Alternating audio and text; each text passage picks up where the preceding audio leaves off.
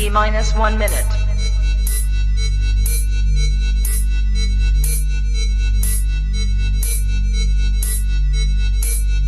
T-minus 50 seconds.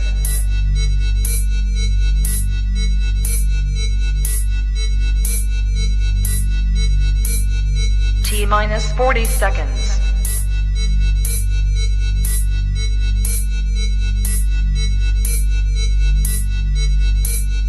T-minus 30 seconds.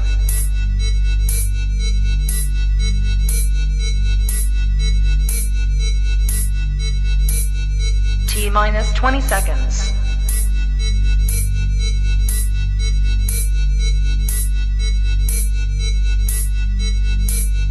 Ten, 9, 8, 7, 6, 5, 4, 3, 2, 1, 0. Stop!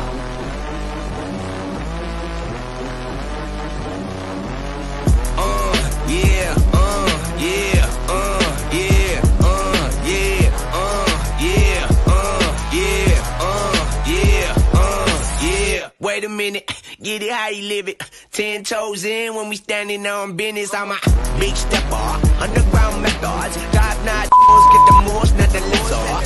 Straight terror, product of your errors. Pushing culture, baby, got that product you can measure. Trendsetter. I say, yeah, buddy, rolling like a big shot. Got cleaned up and I only serve a big guy. Fresh start time, fresh new mind. Free on the inside, free on the outside. Why you worry when you know that he gon' make a way? I done seen him make a blessing like 100 ways. Everybody got a time, a dog gon' have a day. Only running to the Lord, I never run away. Curving him, demons try to get me, but I'm swerving him. Circle him, target in my flesh, I had to murder him. Satan only come to steal your joy just like a burglar. Smirking him, I know he got it covered like a pergola. Yeah, buddy, rolling like a big shot. Got cleaned up and I only serve a big guy.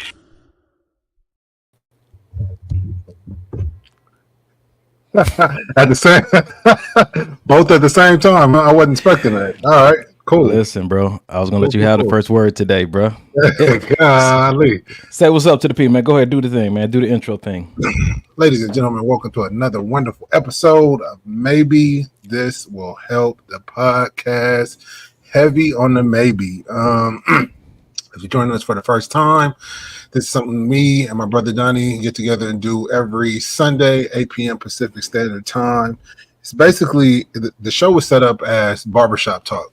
Like, you know how your husband or your significant other, they go to the barbershop and they talk to all the fellas about what went on during the week, things that they may be struggling with, things that they've encountered.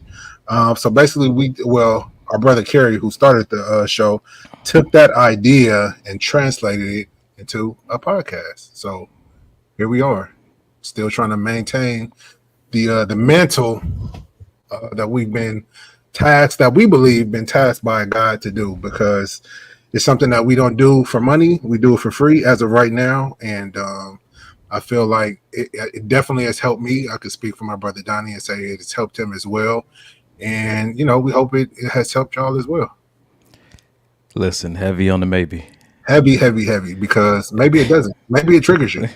Listen, maybe, hopefully, we ain't sure what the title should be, but we just want you to know there's no guarantees anything positive is coming from. I'm kidding, bro. We've been, I mean, all jokes aside, we've been consecutively receiving feedback from people saying this has blessed them, this has helped them, this has given them much needed insight to go into some self-reflection. So I'm just grateful, man. I'm grateful. Yeah. I'm grateful that IG already kicked us off, but I'm already back on because I already knew what was going to happen. So nice. I feel like they only kick you off once. They kick me off every time I try to restart. It's like, nope. Serious? I mean, listen, we can give it a shot. It is. You know? It is what it is, man. It is what the hell it is. Every single time.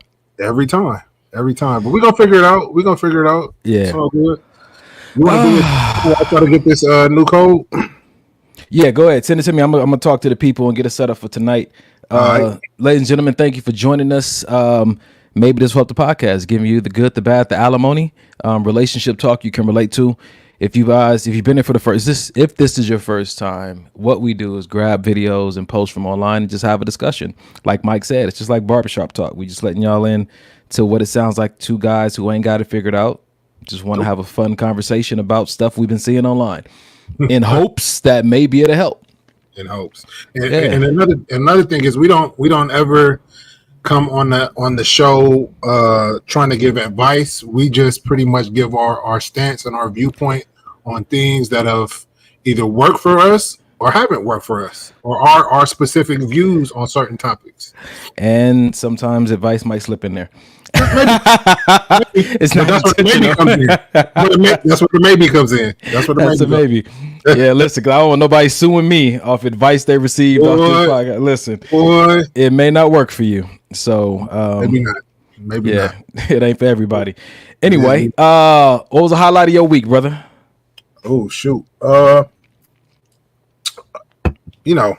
My usual flag football team that I'm coaching. We got another dub, 50-0. So good. Hey, that should be illegal, bro. Yeah, we before was 24-0. So we in a good place right now. Were these kids older than you? Older than your boys again? No.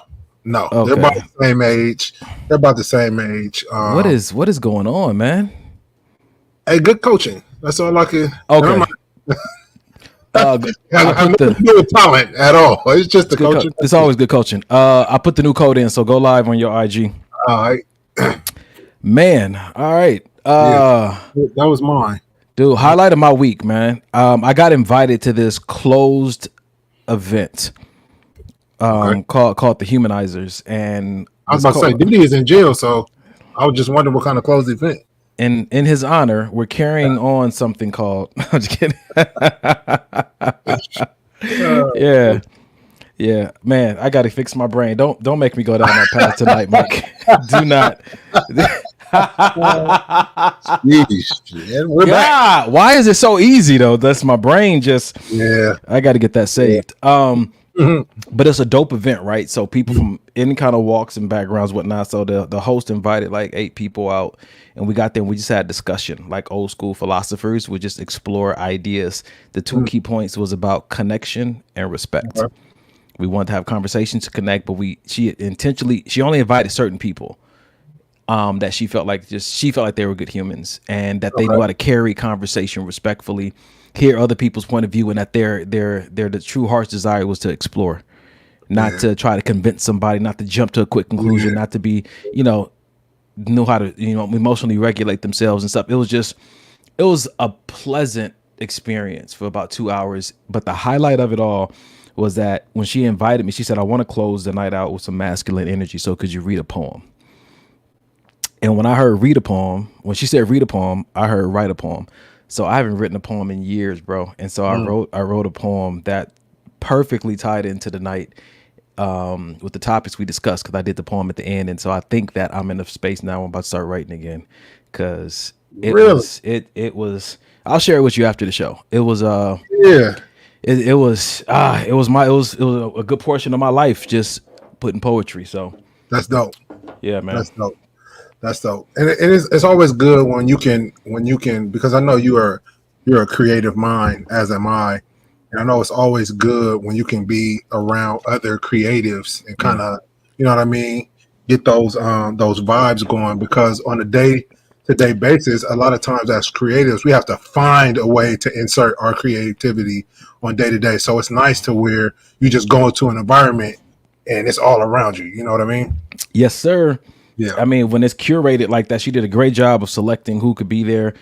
I only knew her and one other person there, so the other people were new and just vibe, bro. Just vibed. So that's dope.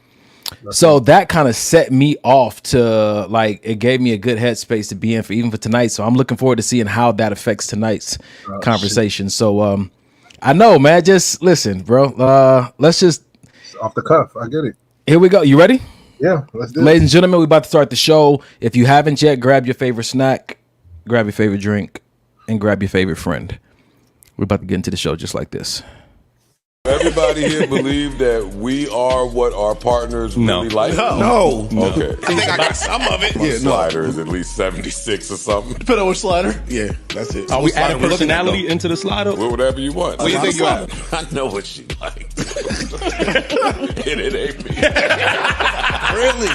Hell no, it ain't I me. joke with my girl like I get a kick out of this shit. I'm beautiful. Wait. though. How much of what she like you got? That's the slider number. Oh. Give us That's a the number. slider. My nigga. height don't start with a 5. You said what? Wait, what'd you say? Your height don't start with a 5. Yeah, a doctor was here and did it. We the same height. You just keep wearing McQueens.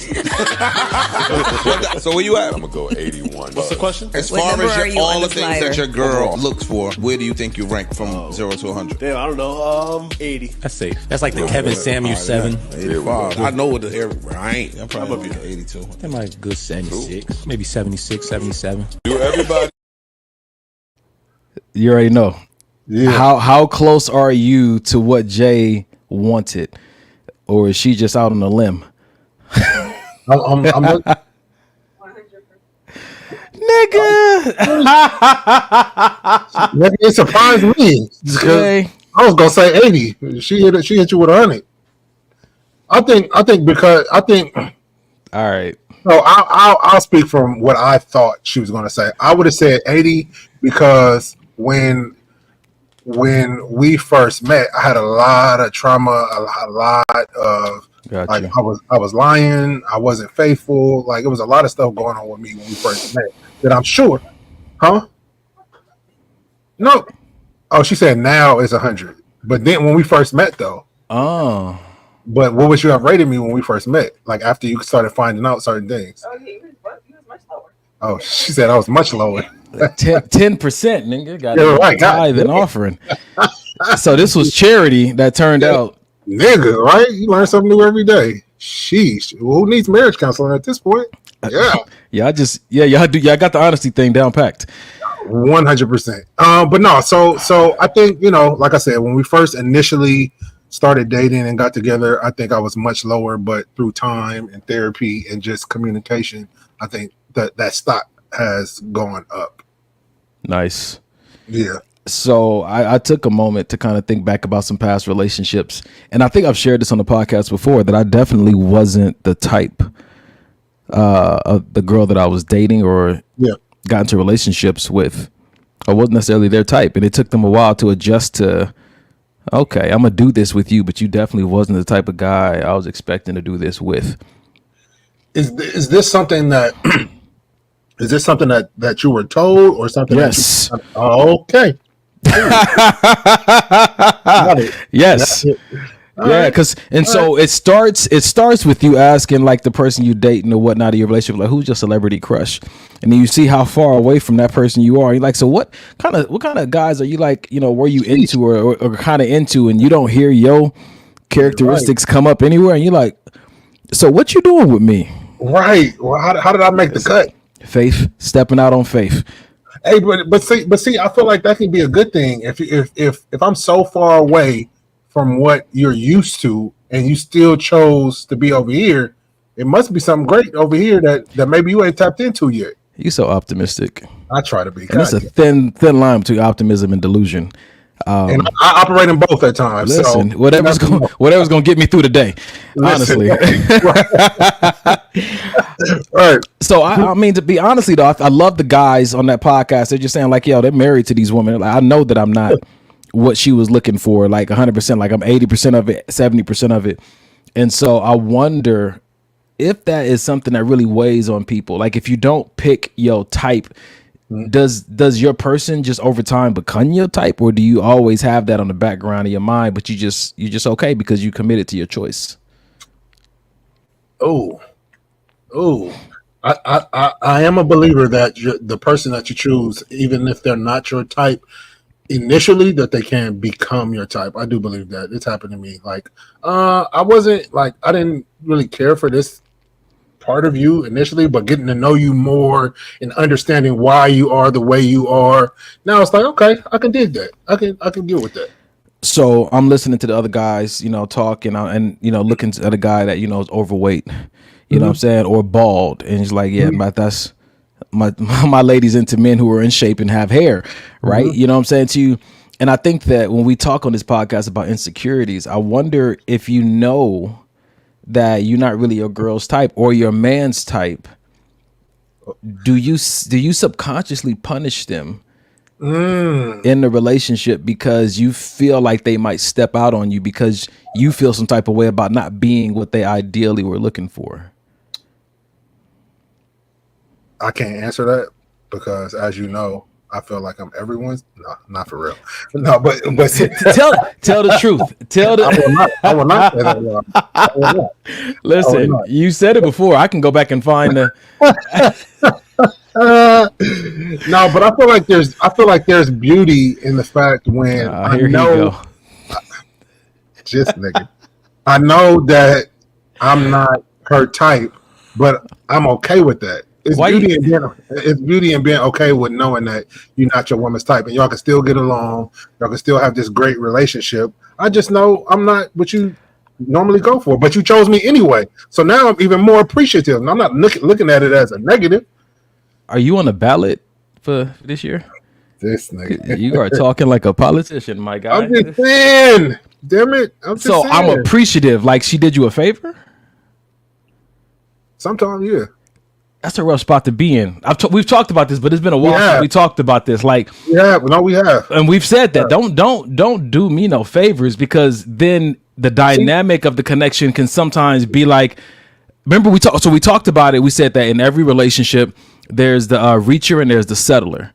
Somebody's reaching outside of their league and somebody is settling below, their league, and so. I guess you can make it work, but I wonder what those dynamics are if you are forever trying to prove yourself to this person or thank this person for choosing you. It can get tricky. So talk to me about it. I feel like that's perspective, and I feel like with perspective comes choice. Meaning, I can choose to look at it that way, or I can choose to look at it like I said, like, man, I must got something going on. If she's leaving her what she regularly go for, and want to be with me, it got to be something about me that's great. So I'm gonna choose to go with that instead of choosing to go with, well, I wonder if she's gonna step out because I don't got muscles, or because I don't got hair, or because I'm too skinny, or whatever the case may be. Did you go to an ashram or to a retreat? A Buddhist retreat or something this past weekend or something? You sound real different tonight. What? No, but in my therapy, so you onto something. Yeah. You onto something. Brother, I'm listening to you. This brother is unshaken. Fucking wedding bells have rattled my brain is what it is. Got you settled. Okay. All right. Mike sounding real different these days. I like it. All right. So let's flip the script. Have you ever dated someone that was totally out of your idea of who you saw yourself with?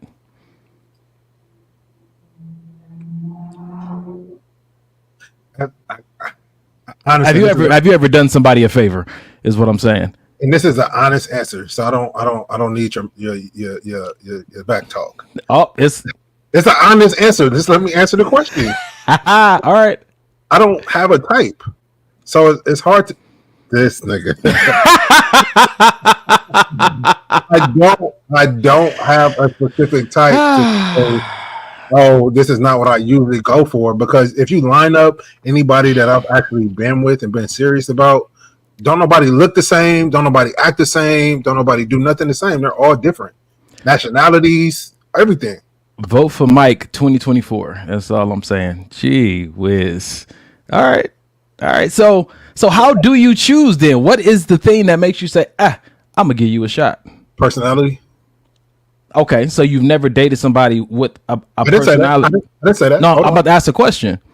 Have you ever dated someone? I did start it with you never. That's wrong. Have you ever dated someone who didn't have a personality that you were like into, but you still gave them a shot? Yes. Okay.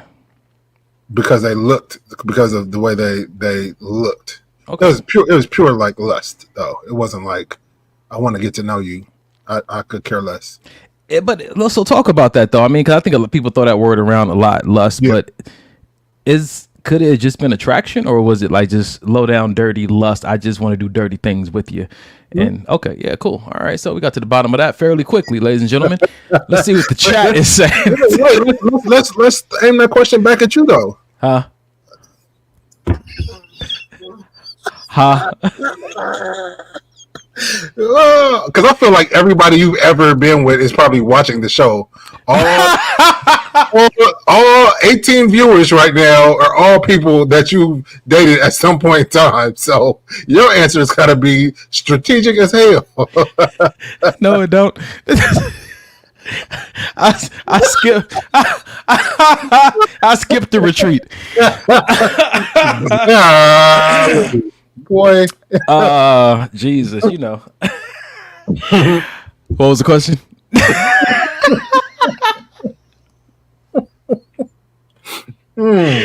Have I ever dated someone in my bald-headed life? Yeah. Yeah, sometimes I just be out here in a mood and just going for stuff. No, but I feel that though. Like today, I feel like this. Next week, I may feel like this. So you saying you like to date like buffet style? I like to experiment. I might try something that I never thought I would, just because in the moment I feel a connection. I'm like, that might be interesting. Yep. Which is also remember I used to have that 3-month rule where I would only date for 3 months. And Used to? Used to? Yeah. Past tense. Yeah. Not present. I'm not even on the market. My nigga. It's so crazy. I used to like to hear you say you were on the market, but now the fact that you're okay with not being, that's great. Good for you.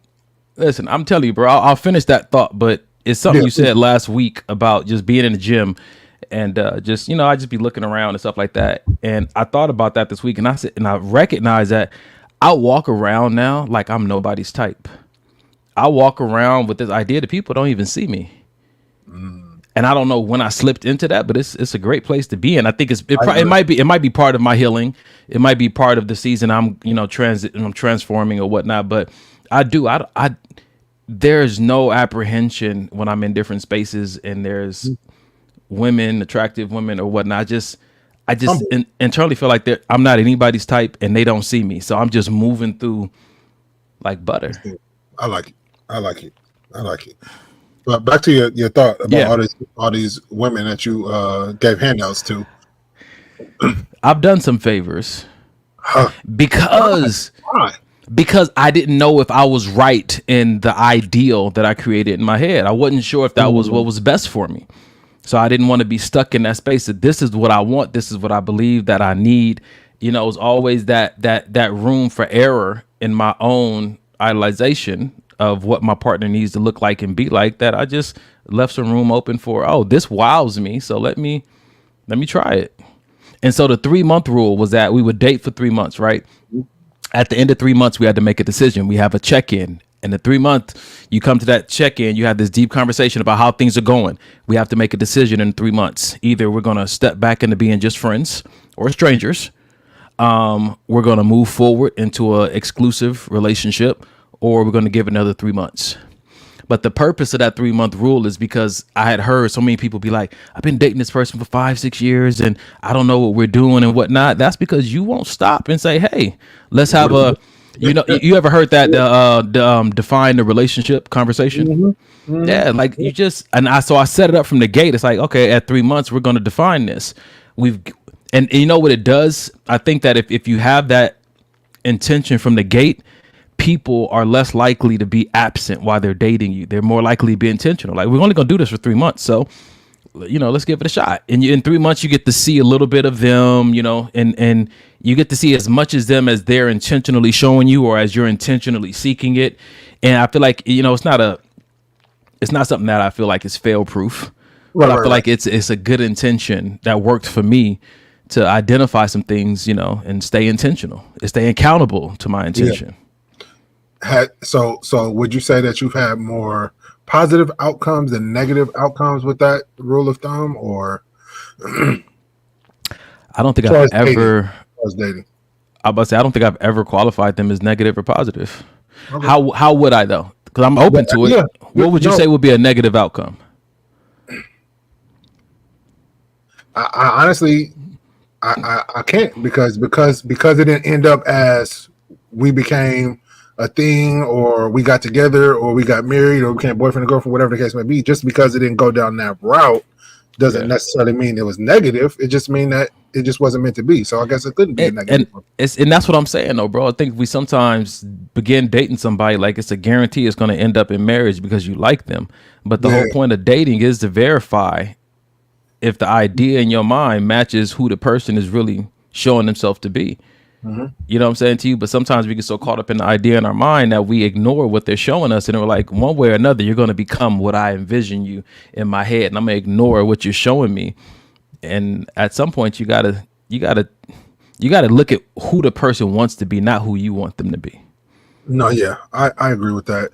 Let me ask you this about that rule of thumb with the 3 months. Do you feel like that may take out some of the organic, natural flow of things? If now I'm switching on to, oh my God, I only got 3 months. Yeah, I got to pack all of this into 3 months. I think that, see, and this is how it can, because if that's how you feel, then you should be honest from the gate and say, I don't do that. I don't flow like that.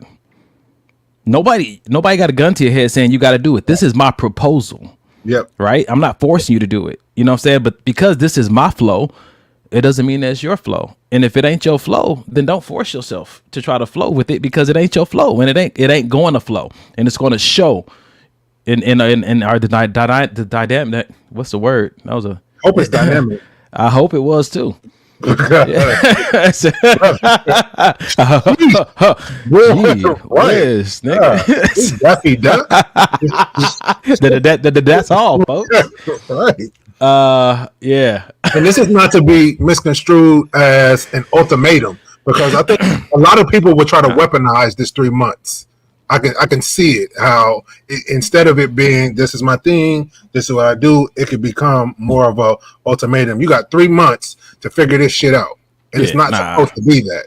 And like I said, at the end of the 3 months, you got 3 choices. Either we like, nah, this ain't working for us, let's not do this anymore. Or I love this, I'm really feeling you, let's make this exclusive and take some serious consideration of where we're going to next.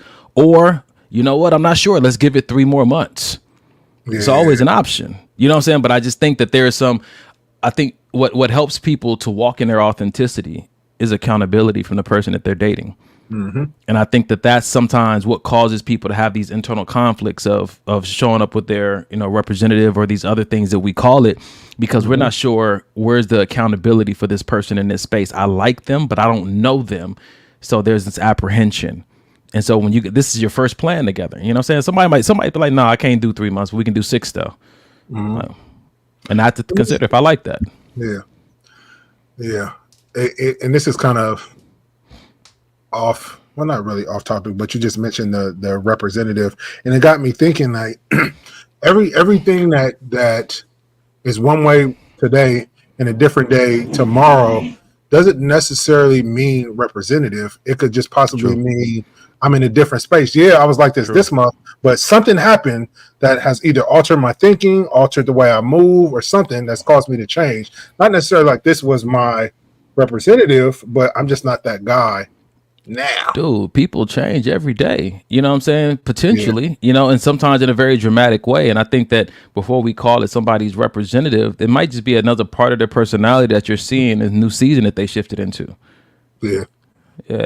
Brittany has a question. She says, so no sex during the first 3 months, or? Listen, you can customize this thing to however you want to, but for me, I was during that time practicing abstinence. So for me, it was no sex till marriage. I just feel like without sex, things become so much clearer. You know what I mean? That sex can sometimes cloud because the sex is good. So now I'm choosing not to see certain things. I'm choosing to call these red flags orange, or, things like that, because the sex is just like, I don't want to fuck this up. Let me add a little something to that, though. Yeah, please do. No sex while you're dating only works for people who've practiced self-control, because no sex and semen retention can send you crazy. It can have you acting out of character in a very aggressive way. So, that's something that you still have, because you're going to have urges, especially if somebody's like mentally, you have mental chemistry with them, and and physically they're your type.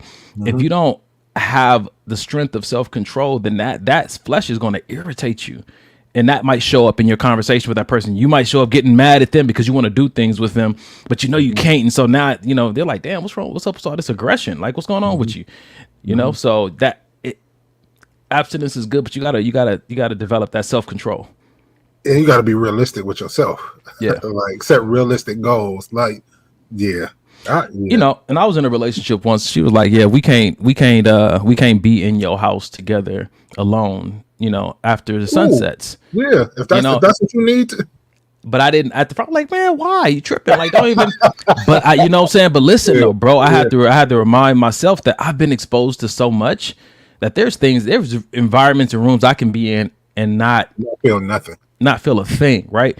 Because of seeing so many naked bodies my entire life, being a stripper, like just being a model. Like, I've seen so much that don't bother me. But some people who have been exposed to that, the slightest bulge, could send them down a whirlwind. So, to thine own self be true. Got to. Damn it, you got to. All right. Listen, so I got an idea, right? So I went in my journal and I looked. I think I wrote this in 2014. Like, diary. Sure, Mike. What's the difference between a diary and a journal? Go ahead. One is for women.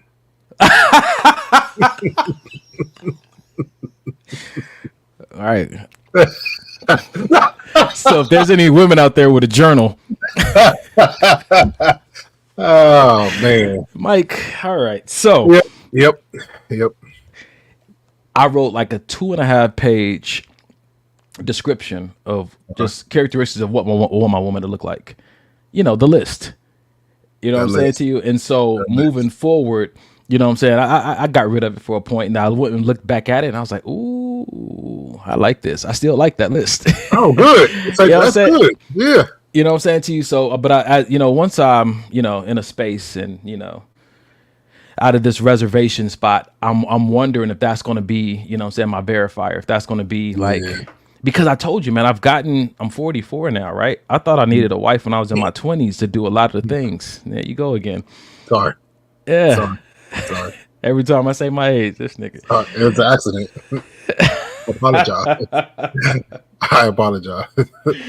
Listen, bro. And so, you know what I'm saying? I put myself in a situation to consider, where I'm going to be at and what do I want? And I don't necessarily want that to be my guide, my verifier. I want to still stay open, but because I've gotten older, I have to revisit why I believe I want a wife. Because my reasoning for when I wanted one when I was a teenager and in my 20s, I'm 44 now. So it's like I've gotten through a good hard chunk of life. You know what I'm saying? Absent a partner and children. So, not only do I have to verify my capacity, you know what I'm saying? I'm an entrepreneur now with a regular job and I got a lot of stuff going on. Like, what do I want to bring into it? Do I want to bring in, I'm going to say it to you like this, bro. I told my mom this yesterday. Whatever you acquire requires maintenance. And so if I do get a wife and I do get children, they need to be maintained a certain way. What's my capacity like? What's my time like? You know what I'm saying? This is why certain people, when they get older, like now I'm good on the kids because it requires a lot of energy. You know what I'm saying? And if you're a businessman and you do a regular job thing, like wives, relationships require attention and time to invest in that thing, right? So you got to really consider not just what you want, but what you have the capacity and the means to maintain. So that makes me think. So then it's because I've heard a lot of people say that marriage isn't for everyone. But then if we go biblical, then man should not be alone. Like, what do we do with that? What you mean? Well, if biblically we're supposed to be married, but then we're hearing, that marriage isn't for anyone, that's two contradicting things. So I'm wondering if that it's not good that man should be alone is a mandate for every man to get married. Okay. I'm wondering it is because there's some people, I guess, is mentioned in the Bible that have the gift of singleness. There's also exhortation from one of the disciples to tell people stay single because if you get married, then your devotion is going to be divided between your Lord and your spouse. You know what I'm saying? So there is some encouragement. He says that it's not from God, that's from me. So, you know what I'm saying? I'm wondering, you know what I'm saying to you, because some people are married and they lose their spouse in their first year. You know what I'm saying? Now they're a widow or whatnot. Do they remarry, or was that their shot and they just enjoy it for what it is? Like, I don't think for me, I don't recall myself being exposed to a hard line that everybody should be married. Yeah. I did that. I did that. Yep. Let's see. Queen Lady T, I appreciate it. Thank you because Mike is just rude. Pook said, listen, I learned in this season to be 100% honest with myself on all things regarding a relationship. Certain things sound great, and I can only fool myself for so long. These men have to have a certain look internally or externally to keep my attention. Otherwise, I will completely disconnect. Oh, we know. Be honest with yourself. Listen, if I don't keep a certain look, I get disconnected from me. Man, so man, I don't want to look in the mirror. Listen, exactly. What we got here? Queen Lady T Paulo says sometimes people use good sex to move forward with relationships, but I feel like that will fade anyway when their actions don't match up to what they're looking for in a long-term relationship. 1,000%. Straight up, because what are you trying to build, right? If you just, you know, like I remember one of my mentors, like, just be straight, man. If you need a nut, you need a nut. But because some people are okay with that. A nut and a wife are not the same need. 1,000%. 1,000%. And that's what I tell people even these days. Like, if that's what you need from a woman and that's all you want, there's plenty of women out here that are 1,000% okay with that. All right, just call me when you need something, or I'll call you when I need something. That's all we got to be. That's all we got to do. If that's all you need, but don't try to make I just want to get a nut off, like you just said, into a wife, because now you're trying to marry somebody because all you want to do is get a nut off. It's never gonna work. It's never going to work. All right, Nutty Professor, you're going to get out here and get somebody hurt. You might get yourself hurt. Oh, sometimes you feel like a nut. Sometimes you don't. Listen.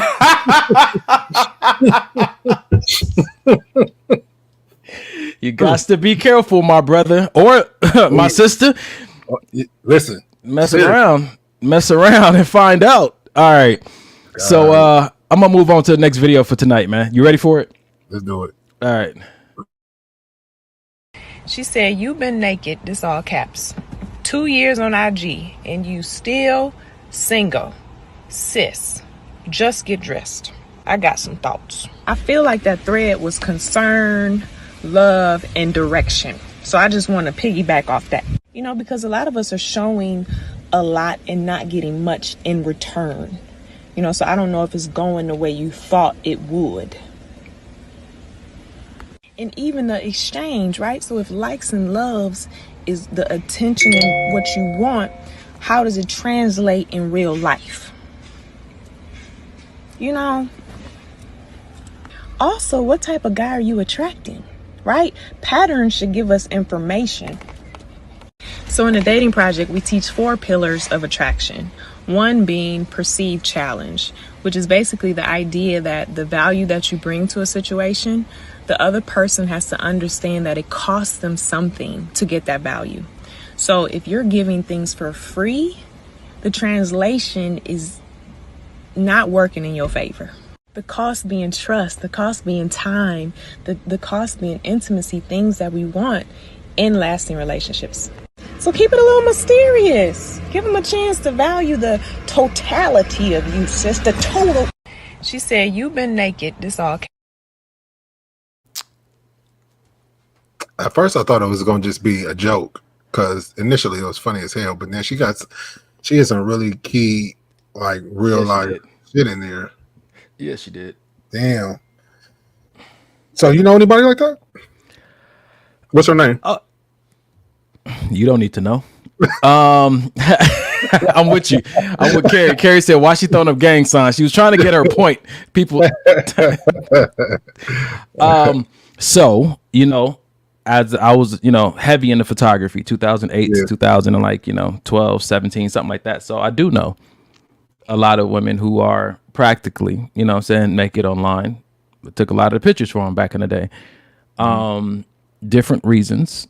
Mm-hmm. Some because they're trying to be a brand ambassador for swimsuits or fitness wear or anything like that. Then some people who just do it because they didn't become pretty until later in life. So all the attention that they didn't get in grade school and high school because they didn't look the part, they were a late bloomer, and now they need to be affirmed by society. Well, now they believe they need to be affirmed by society in a certain way because they've now blossomed into what's trending or purchased what's trending. Yes, sir. No, that's definitely something that I struggle with in my old age, which it was hence I think part of that, if I'm being honest, was why I started the modeling thing, in which a lot of people that follow me see that I've kind of fallen back from it because, you know, you have to question your own motive sometimes. You know what I mean? Like, why am I really doing this? Am I doing this because I really want to be a model, or am I doing this, like you said, for those affirmations for people to make me feel a certain way? You know what I'm saying? 1,000%, right? Mike, put a shirt on. I remember the first time I saw your nipples online. I was like, he's not going to be my brother anymore. I'm gonna disown this nigga. Listen, old school. Where your shirt at?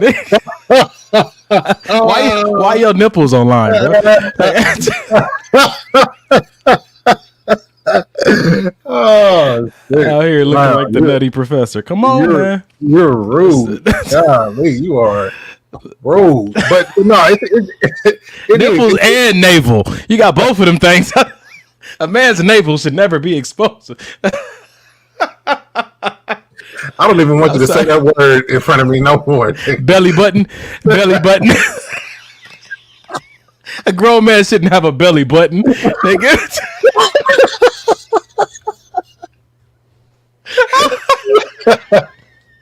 Oh shit! Go ahead, bro. Oh man! Don't go ahead, bro. Me. Go ahead, bro. Tell us how you use modeling for baby oil. Tell us about it. Oh shit! No, but it's important. It's important to really understand the whys behind why you're doing. Like she was talking about the chicks that basically are on.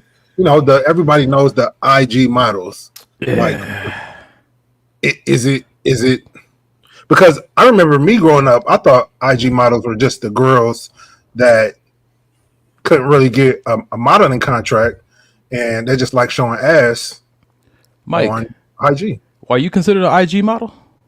I feel like once you're signed to a contract, like a legally binding document, that kind of takes you out of, you know, that line of work. And I'm not saying it's anything negative, but I'm just saying check your whys into, like, are you going out for a swimsuit or are you just shaking ass? So how has your why changed? I think now it's that I've really gotten into fashion and I've really gotten into, you know, the whole modeling culture, which I really like a lot. It's not about, you know, oh, I hope that, you know, people like the way I look when I do this or wear this or you know, show up this way. At this point, it's like I like what I got on, so I'm finna put it out there. If you like it, cool. If you don't, cool. It don't make me know my woman like it, so yeah, you know, it's so to get comfortable in. You know what I mean? We talked about that thing last week. It's just so different what happens with your effort once you find yourself in a happy relationship where you don't invest attention and effort anymore, because you like, I got a person. What's wild and diabolical is when you are in a healthy relationship, but you still looking for that. You still investing and looking for that attention from the outside. And that was also me, being honest. I mean, most of the long-term viewers already know what it is, but it's different when you finally get comfortable in only needing the attention from one person. And, you know, it like I said, through therapy and, you know, our open conversations, it's definitely gotten to the point where it's a lot easier. Before it was like almost a need. Like I need, like I hear you saying that I look good, but I need at least 40 other people to tell me for me to actually believe it. And that number just grows and grows. It does. It does. It gets crazy out here. Yeah, man. What was our man? So if I go back to this video about get dressed, in all, I guess, seriousness, with all jokes aside, it can be damaging to your ego, to your identity, your internal wiring, to really be dependent on community or society to affirm you in certain ways.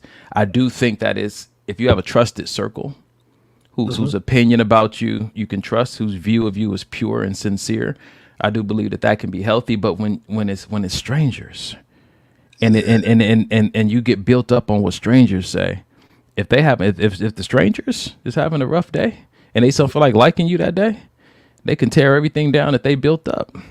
Yeah. You know what I'm saying? So all I'm saying is that it's just not a trustworthy foundation to build your identity on, or your confidence on.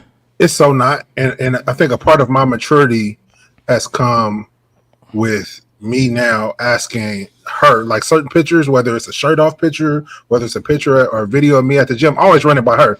Is this cool to post? It is good to post. Or she'll see something like, post that. And I'm like, you sure? Because I already know it's going to look like a thirst trap. And I don't. Somebody called me a hoochie the other day. And I'm just like, little do you know, my girl told me to post this. So, and no, they can't understand it. But when you have that level of trust, and when you know somebody is out for your good, like you said, that trusted circle or those trusted friends or that trusted partner, that's shit that you don't even really got to worry about.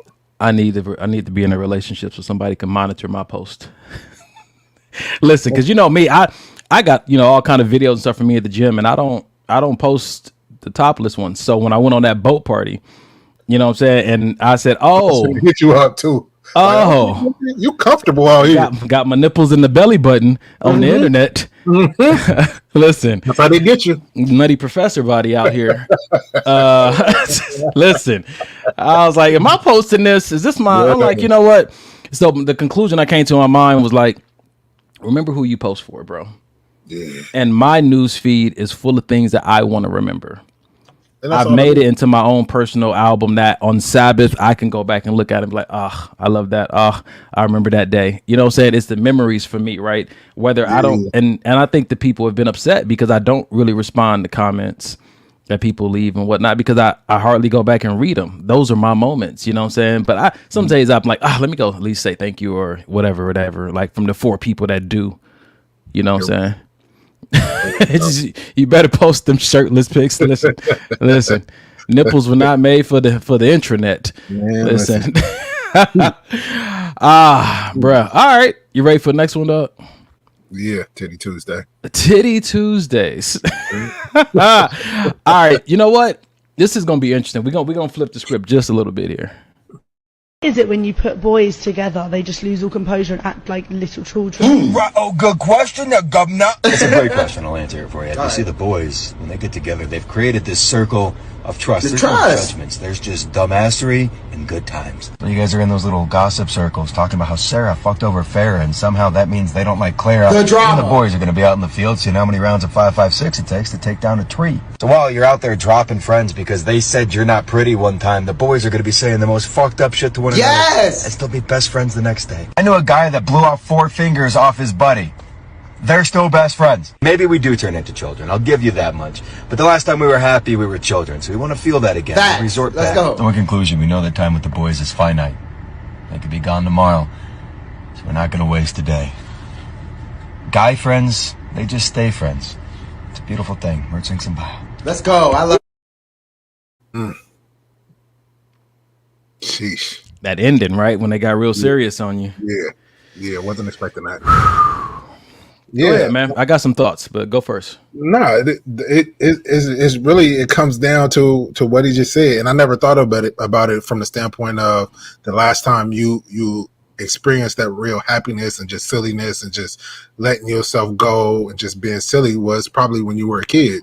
So when you get around your homeboys, it's like that same type of, just like when me and you go to the gym, it's ridiculous. It's shouting at each other from across the gym. It's it's crazy. And I know people are looking like, what's wrong with them? But it's just that when you're around somebody that you feel really sees you and knows you for who you are, and maybe has experienced life the way you've experienced it, and then you guys can still like genuinely smile, genuinely be happy, and genuinely be silly. Like it that's dope. Whether it's another man or another woman, but you know, that's just how it is with your real folks when it's coming to homeboys and stuff like that. So I got so many thoughts in my head about this. I'm pulling from my life experience, right? And so I'm thinking about first all my female friends who have way more male friends than female friends, and they say this is why. He said, why does it have to be so much drama? So they have a lot of male friends because they feel like it's just easier and it's more fun. It's like, all right, I guess that could be true, but then I'm thinking about my life and how many tight circles of male friends that I've had and lost. And I was like, so when he was talking about the drama that's sometimes in the female circles, I was like, I've experienced that in the male circles. Yeah, it goes both ways. Yeah, and I've seen it fall apart. You know what I'm saying to you? And so I would love for the guy relationships to stay friends, the guy friends stay friends, but it has not been true in my experience, right? And so it sounds like a great idea. But another thing I recognize is that if it hasn't been true for me multiple times, the common denominator is me. So maybe I'm the problem. Or maybe it's just a human characteristic that everybody, you're not just meant to stay friends with everybody throughout life, whether it's male or female. Everybody's here for whatever season they're supposed to be there for. Even me and you, we could be best of friends today, but nobody can see 2 years down the line. Now, I would hope it would be the same kind of vibe, but maybe not. We don't know. And things change, people change, right? I was thinking about friends that I've had like since I was in high school and how I don't even like they were my nigga so close. We were family. Like, yo, this is my cousin, this is my brother. Yeah. Right. I had a hell of a revelation this week. And I said, I wonder, do I still need to become friends before I become brothers? Because in my mind, brothers sounds like a different kind of responsibility than friend. You know how I feel about that. 1,000%. And so I'm looking at it, and I had to go through the list of my brothers, and I had to ask myself, are they my friend, or are they just my brother? And I started thinking all the way back from high school. You know what I'm saying? I'm just like, dude, like, it's almost like when you're in a romantic relationship and you guys somehow lose track of nourishing the friendship, it impacts the relationship as a whole. And it made me think like, dude, like maintaining a friendship in every relationship, even me and my mom, that's my mother, but she always tells like, if you wasn't my kids, you guys would definitely be my friends. And so me and my mom have an area of our relationship that's friendship that we nourish outside of being siblings. Like that's my mom, outside of being business partners, a friendship as well. And I'm truly starting to see that more and more every day in my life as I get older, as a very strong foundation to have. And the moment you stop taking care of it, I don't care what else you've built, it has the potential to become very unstable. It does. And then I think a lot of times some people hold on to the ideal of what this friendship or brotherhood once was, and so they try to hold on to these titles that honestly the title it no longer fits what you guys really are now. And what I've experienced is that sometimes we go through things in life and it makes us a little bit more hard or more convinced that life has to be a certain way. And remember, we became friends on relatable things, not always agreeing on things, but we had some relatabilities. But if we stop being, the more we stop being relatable in certain areas, and it's like, then where is the relationship? You know what I'm saying? I think that we just like what do we do when we come together? What do we do when we're talking? What do we do? Like, it's almost like I remember one of my friends said, like, when you need me, I'll be there. But outside of you needing me, what do we do? I don't really see where we need each other, except for when you need me. Something's going on, emergency. We got to pull up. We got to, you know what I'm saying? Or got to bury somebody or, you know what I'm saying? And it's like, dang, how did we get here? Because sometimes it is a neglected of friendship. And sometimes just that people are traveling down a different road. And one thing I did notice, and I look back to my brotherhoods, is that it's rare for me to have a brother that's really invested in what I'm going through in life and my perspective.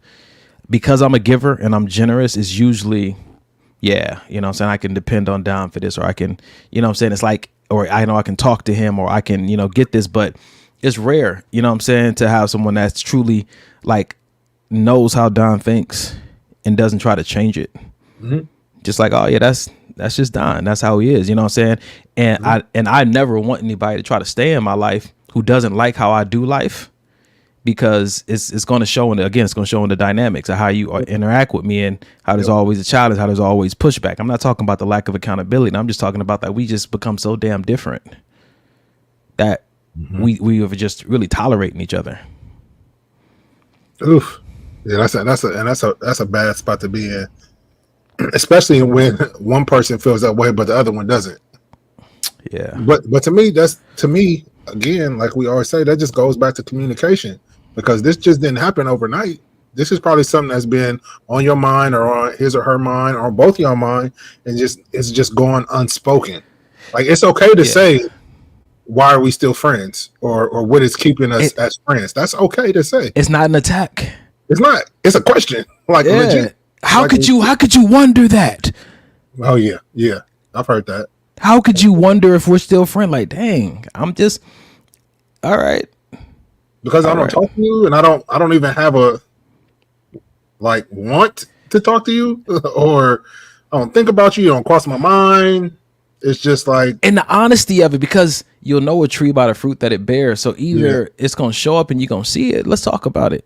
Because maybe it is repairable. Maybe it is fixable. Maybe there is, you know what I'm saying? And maybe it's not. But then again, living life with open hands makes friendship easier for everybody, makes relationship easier for everybody, because everybody has a life to live. Just because you acquired someone as a friend or a romantic partner or a spouse doesn't mean that their life mission now is to make sure that you're always happy.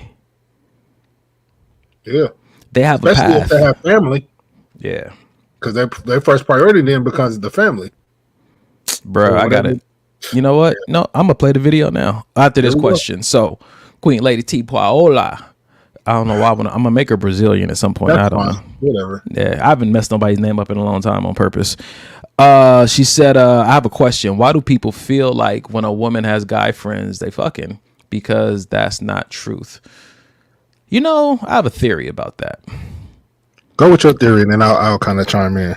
My theory is that usually people are the most insecure or the most affected by assumptions that they would probably do if they was in your shoes. Right. You know what I'm saying to you? Like, it's I think usually it is that idea that if that was me, this is what I would be doing. It's hard for them to see or consider or imagine you not having sex with your male friends, because it's hard for them to imagine them not having sex with their female friends if they had some. That's just a theory that I always ponder with. Mine is similar. It's just them projecting themselves onto other people. Like, I could never do that. Yeah, you couldn't. So now you think that I can't, but I can. I'm better than you. Yeah. Yeah. No, I agree with that. Yeah. She said, I feel like once you label someone as a friend or a homeboy or homegirl, they need to keep it that way, because the moment they fuck, the whole relationship change, and I'm always wondering why it changed. I don't know. Well, sex changes a lot anyway, just on its own. It can change the dynamic of a lot of things, unless both people are both people know this is it and it's all it's ever going to be. You know, it makes me think though, when I read that post you put up there, and it says to keep it that way. Mm-hmm. In my mind, what I'm recognizing is that the only thing you can really keep is yourself and your emotions intact and your mental healthy. Like, you can't keep a situation. You can invest in it and do all that you can, but if you're in a relationship, it's what you bring and what they bring that determines the environment. Yep. You know what I'm saying to you? And so when you talked about earlier flowing with somebody or things being organic, how wonderful is it when it's not us trying to make this work, but that when we show up authentically as ourselves, the environment that's created is suitable for both of us. Yeah. And what I'm noticing is that in a lot of friendships and relationships, the environment is usually only suitable for one person, and the other person is just on reserve, just waiting to get a chance to talk about what they don't really like or don't feel. But the other person usually is a talker and takes up all the room in a relationship talking, or takes up a lot of room in a relationship with their emotions, or takes up a lot of room in a relationship with their needs. You know what I'm saying? I think that self-awareness, even if you are a needy person, and when I say needy, I'm talking about from the standpoint of recognizing like you may be going through something and you need a lot of support. Self-awareness says that, hey, I may not be the only one. Let me pause and see if that person is good or if they need something in this conversation versus, I'm about to get on the phone with my person so I can get what I need. Mm-hmm. Just understand that what was once a beautiful friendship now becomes more of a mentorship because the value being exchanged ain't equal, or it's not beneficial to both parties in the same way. I agree. I like what Amber said. Amber said, I asked myself, if the individuals in your life never changed at all, would you choose them? I think that's a good rule of thumb. I feel like that's a good rule of thumb. Like how you are right now. If this is the Donnie that I could expect from now until the day we leave this earth, would I still be okay with our brotherhood? No. I pray every day for change.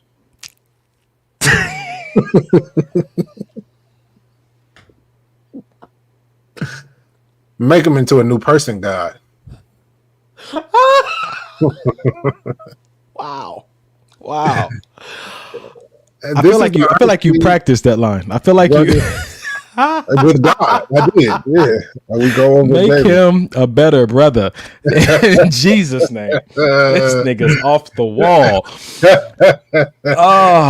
No, but I feel like that's dope to really sit back and act like go through your list of people you really call friends, because I don't just call everybody friends. Donnie knows this, but the people that you do call friends, the people that you do call your circle or your brothers or your sisters, like make that list. Like if they never changed, am I cool with that? This girl that I know is talking behind my back. If she talked about behind my back for the rest of our lives, would I still consider her to be a friend?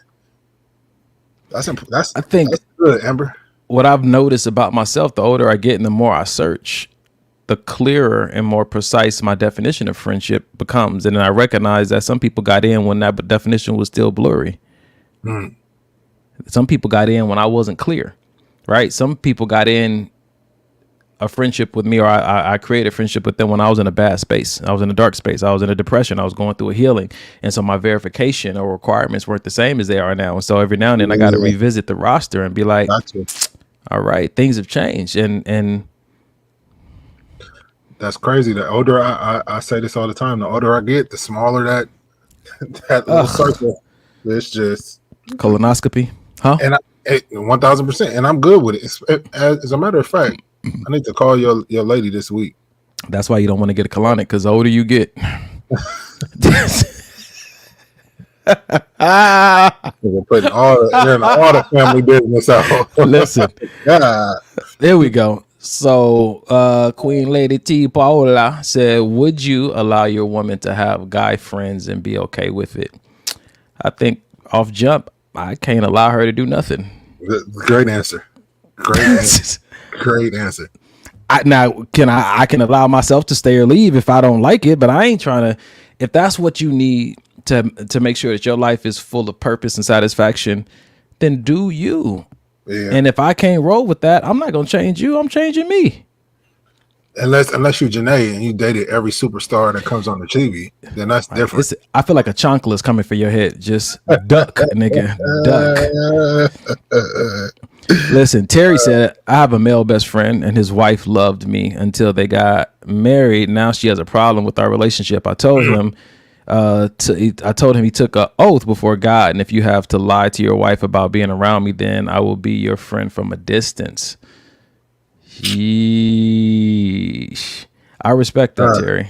I was about to say that's great on your part, but that's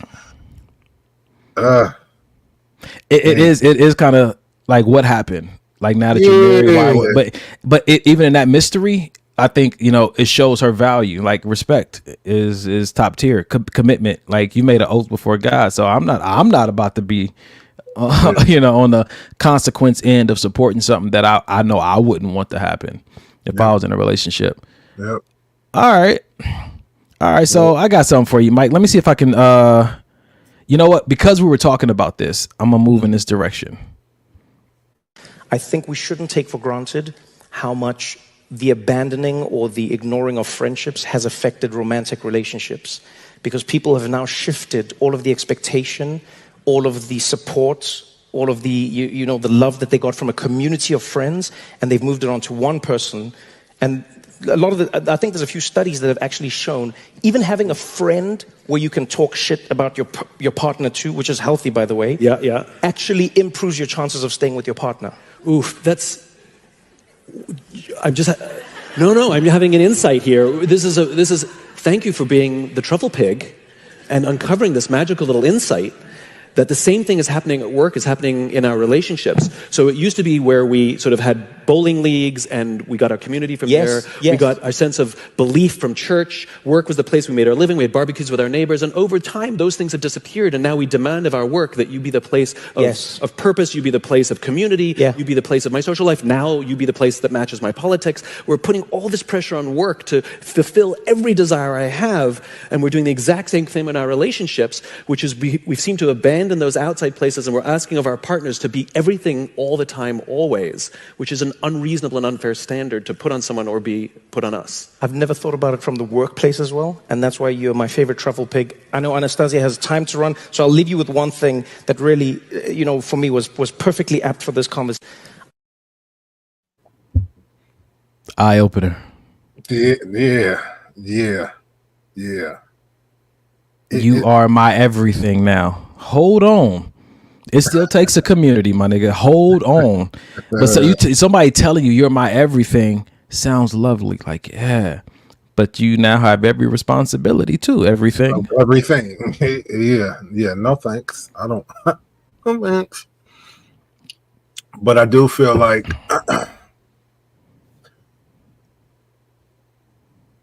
if people are okay with just them by themselves, I feel like you get a lot less of that type of, oh, you're my everything type of vibe when they get into a relationship, because I was okay with just me. So if I'm okay with just me, then I don't need you to be my everything, or I don't need to want you to be everything for me, because I've created my own happiness within myself. Now, if I don't have that, and now I'm trying to find that in this new relationship, then yeah, that's when you get your first glimpse of somebody telling you love them. That's why it gets toxic. And you didn't call me all day, and now I want to slip my wrist because I haven't heard from you.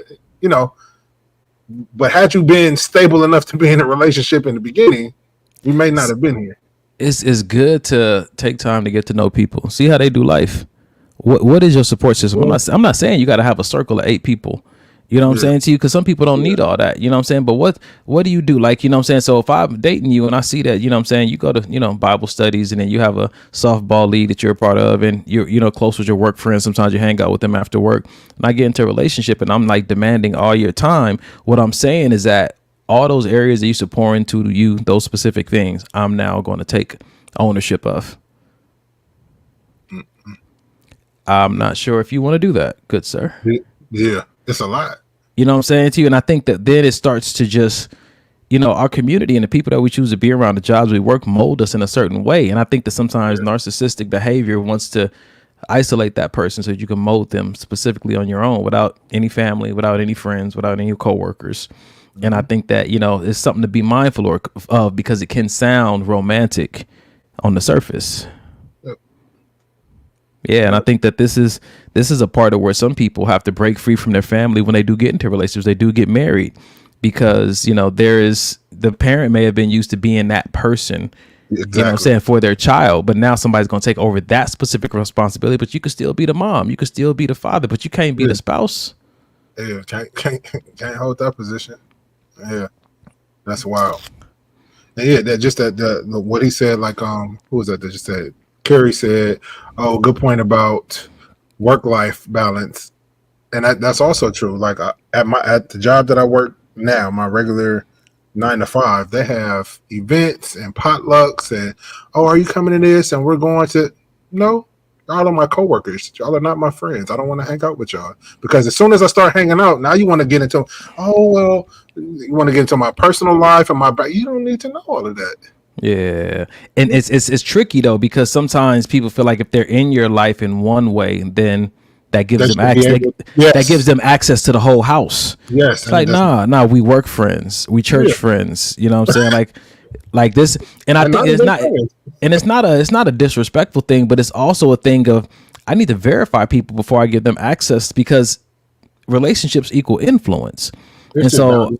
Yep. Yeah, I need let me vet you before I let you into this space because maybe that's how you roll and maybe that works for you. You know what I'm saying? Maybe I have some healing to do. Maybe I try some things that I value. You know what I'm saying to you? So I think so check this out. Because Niall said this. She said Trevor Noah is one of my heroes, but I can't agree with talking shit about your partner to others. How do you feel about that statement he said? Or statistics say that if you talk shit about your partner to others that it creates a greater chance for you to stay with your partner. When I hear talk shit, for some reason, for me, I don't take it as negative. I'm not calling you talking about Janae's been acting like such a this and I can't stand her and I want to break up with her. I'm more thinking about like, man, this girl got on my nerve. You won't believe what she did today. Like some stuff that's a little bit more lighthearted, but stuff that maybe you my nigga, so and I know you may have been through it before. Or I know both of us, so you know what I mean. But nothing to make. I'm not like because I have done that in situations that Janae and I have got in. We both have certain people, you being one of them, that we've agreed that okay, if we got an issue in our relationship and we feel like we need to talk to other people, these are the people we both agree that we can go to because we know that they'll be unbiased and we know that they'll give us some sound advice if that's what's needed. I'm not unbiased. I'm biased. When is the last time I talked to you? Last time Jay talked to me, ask that question. Hey. Real quick, Uno reverse, nigga. Mike keep hogging up the whole bed. That's funny. But no, I feel like having somebody to talk to about your relationship outside of your relationship, I don't feel like there's nothing wrong with that as long as, like I just said, this is a person that is a solid person, not somebody that's just here for the gossip, not somebody that's going to be a yes person and just always be on your side. Listen, the person that took the vow with y'all at the ceremony. 1000%. Bruh. Yeah. Carrie said exactly. Coworkers feel so bad when I kindly decline their after hours invitation. Come on. I'm with you 10 hours every day. We need a break. Yeah. I hang out with my coworkers after work. We have specific events. Now I will say this. My boss kind of leans into me being the connector of the team. So there are some events that I would not have gone to. Had she not, encouraged it and then reminded me of my life purpose. I am a connector and it's crazy because I'm an introvert. But I do connect people. I do create an environment for people to, form these kind of bonds. And so it's a tough thing, but for me, I feel like calling trumps any day of the week. Yeah, any day of the week. When I'm walking in my calling, somehow I end up always finding the capacity to do it. Yeah. All right. You see this one? So I'm going through this right now. I might not be in the subject right now, but I need answers. I've been talking to someone for a couple of months and I usually let him know my every move. But last night I failed to do that. And now he stopped answering my calls and texts, which it makes me feel like he's not the one. If this is how he acts, I don't know how men think, but I need to know what should I do at this point. I need an answer from a man. Go ahead, Mike. Okay. Thank you for allowing me to have the floor on this one, sir. So I don't want to spend not the soapbox. I don't want to speak for all men, but some of the ones I know, including myself, to me, and then not even just for men, in general, if you create a habit and a thing that you do often, all the time, especially from jump, then I'm gonna think that this is your normal way of doing life. Whether it's with me or in general, if I know that every time she drives home, she calls me at 10 p.m. and we talk on our way home, and she's been doing this for a month and it's cool. I know this is our routine. This is how we get down. And this one night she don't call me, it's going to raise alarms. You know what I mean? Not necessarily that, oh, she must be with another guy, but even, I'm kind of like worried, is she okay? Has she gotten into a car accident? Like, did somebody carjack her? And then I don't hear from her. So now it's like, then I hear from her the next day. It's like, hey, like nothing happened. Now I'm like, okay, are you not taking into any account that, I may have been worried, or I may have been concerned, or I may have been any of these things. Now, I think it's important to communicate that, not just to not respond to any texts or calls. Now's the time to have a conversation. Hey, it was, caught me off guard that you didn't answer your phone. I wasn't, trying to get in your business. I was, this is our normal thing. Like, what was up with that? So I feel like for me as a man, it would, some alarms may go off. All right. So I'm going to answer as an alien.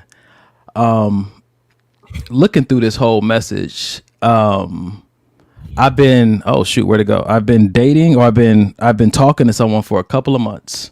This is still the getting to know. For me, a couple of months is not long enough for me to really identify patterns. Okay. And so for me, when I'm looking at this and I'm reading it, it's I usually let him know my every move. But last night I failed to do that. And now he stopped answering my calls, which makes me feel like I would think, like, how long has the calls have not been answered? Like, how long has it been? Because it's interesting, because I've been in a situation similar to this, that a person has gotten so deep in their feelings about me breaking routine and breaking patterns and not hearing from me. And they got all these emotions. And they get on the phone with me and they find out there was a tragedy in my family. And they're like, oh. Right. So the only thing I really could say is to choose a healthy narrative. It's only been a couple of months you've known them, so I'm not sure how much data you have, but choose the narrative that's going to help you sleep at night. Optimism is a great tool to be like, oh, you know what I'm saying? So many things can be going on. Yeah. You know what I'm saying? And I understand that all the things can be pointed towards, oh, the person is acting funny, but I would just wait to verify if that's the case. You know what I'm saying to you? Yeah. So I would just reserve any strong emotions until we have that conversation. Yep. Yeah. But sound like my man didn't even he didn't even want to have a conversation. He just kind of fell off like, cool, I ain't finna talk to you then. Listen, and somebody might have been praying for you to get all the might have been an answered prayer. Why you That's exactly what you needed to see to let this nigga go. Listen, she said, he should have texted and checked on me if he was worried. Look, if you got concerns, maybe. Listen, life is fragile, man. I had a family member have a medical emergency yesterday.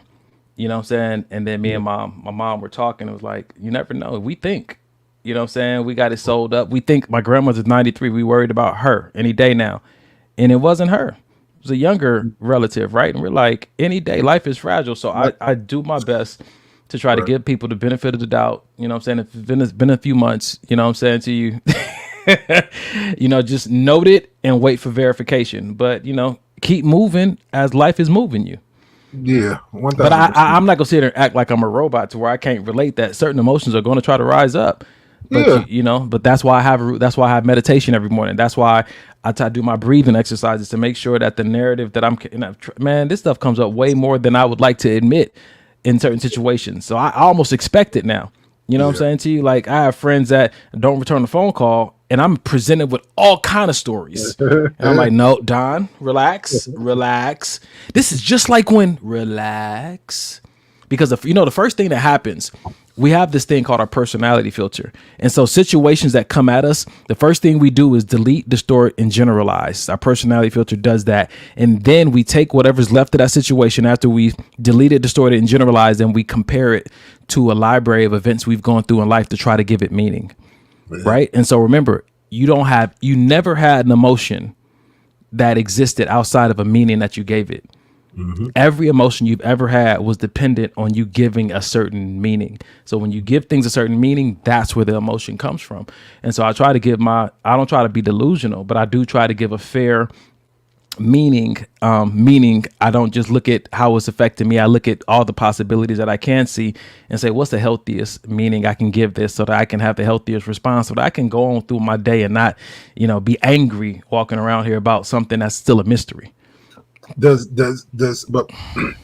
So when does logic come into play? For instance, if you know what this person's MO usually is, and it's happened on multiple occasions.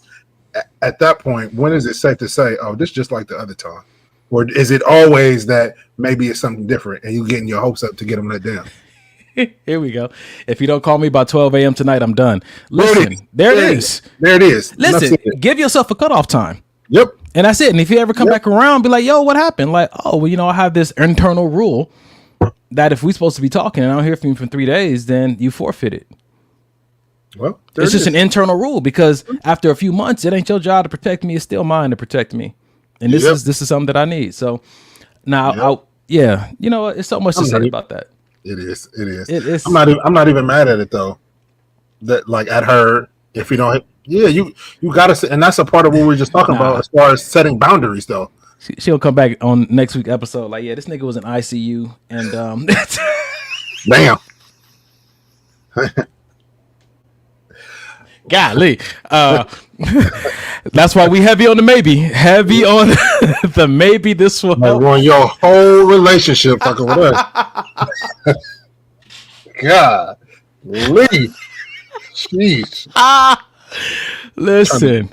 How do we cancel maybe this will help? Keep putting together petition, getting it signed. Like, oh goodness. Listen, that was the advice that creeped out. We told y'all about. Be careful. Oh man.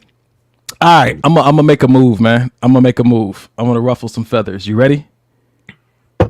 Is Jay watching? Yep. All right, here we go. Nigga been out your life the last 10 years and you still holding on to something he got you 10 years ago. It's not that deep. The thing that's pissing me, it's a necklace. The thing that's pissing me off is it's not clicking for you. If you don't like it, then replace it, because I like it, so I'm keeping it until I get something else. For me, is you stuck on stupid and keeping something this man got you. Get out of your feelings. Don't worry about it. We getting rid of it. I don't care what you say. Who getting rid of it? We are. You've lost your ever loving mind. At this point, you know what? We need to talk to somebody else, because whatever it is not clicking for you. And the fact that you stuck in this mindset, stuck on stupid. We can ask somebody else. If you want, we can make a couple. Say less. Ask another couple.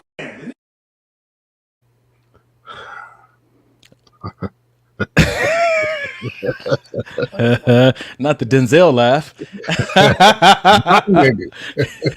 You think you can do this to me? Shoot program, nigga. What you got, Mike? Mike? We're gonna talk about the sweater. What we doing? Ooh, let's keep it vague. Let's keep it vague. Okay, all right. Because you can't talk about the sweater, Mike, because you wore it. But that's what I'm saying. Like, why would I be upset? Well, it's something. Oh, this it. Because at the end of the day, you with me now, and the sweater was nice, and it just happened to fit. I'm gonna wear it. It's my sweater now, but we can wear it. It's ours. Yeah, it's okay. Yeah. A necklace, like the nigga said on the video, man. He said when you're in a relationship, the Y is silent. There it is. It's not yours. It's ours. There it is. There it is. And here's my thing about the video, though. Like, so for me, if I had, let's say, let's do the chain that my ex gave me, and I explained to Janae, you know, it didn't have no sentimental value. It's just I like the chain. I'm sure, and she can correct me if I'm wrong, she would probably be like, "Oh, boy said," or like the girl said, "Oh, I'll just buy you a new one, and you could get." I don't have no problem with it. I get rid of it. It's just a chain. Like I said, if it really don't matter to me, if I really have no ties to it whatsoever, why am I so hell bent on keeping it? Especially if somebody's saying they're gonna replace it. Cool. Let me tell you why. Let's open up this can of worms. Please. I love it. If we say, okay, I'm gonna buy another one, is that now the protocol for every time something shows up in your life that has sentimental value connected to someone they're uncomfortable with? Maybe there were some pictures, maybe there were some shoes, maybe there's some other memories. Like, now does that person now have a financial responsibility to replace everything that you inherited from someone that they're uncomfortable with still having value in your life? Yeah, I feel like there should never be a responsibility. I feel like I said, I would never ask her to replace nothing. That, to me, The fact that she said, "Are you going to replace it?" is ludicrous. But me knowing Janae, she would probably offer that without me even having to say it.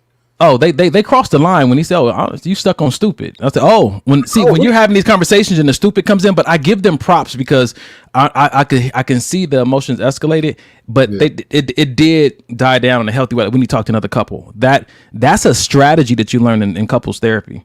If for people who don't know, who've never been in it, it's a very strong strategy. Like, okay, this is what we call the emergency contact list, right? So I told you guys on plenty of episodes before, like when you get into a relationship, have an emergency contact list, like Mike just stated, people that you guys agree on to call when you guys are going through something, for some kind of counseling or some kind of sounding board. Not the ex who bought you the chain, though. So, but see, then that makes me think of, okay, so what if it's, after me and my ex used to have sex, I used to put on this one oversized T-shirt that now I'm still wearing around the house that used to belong to him.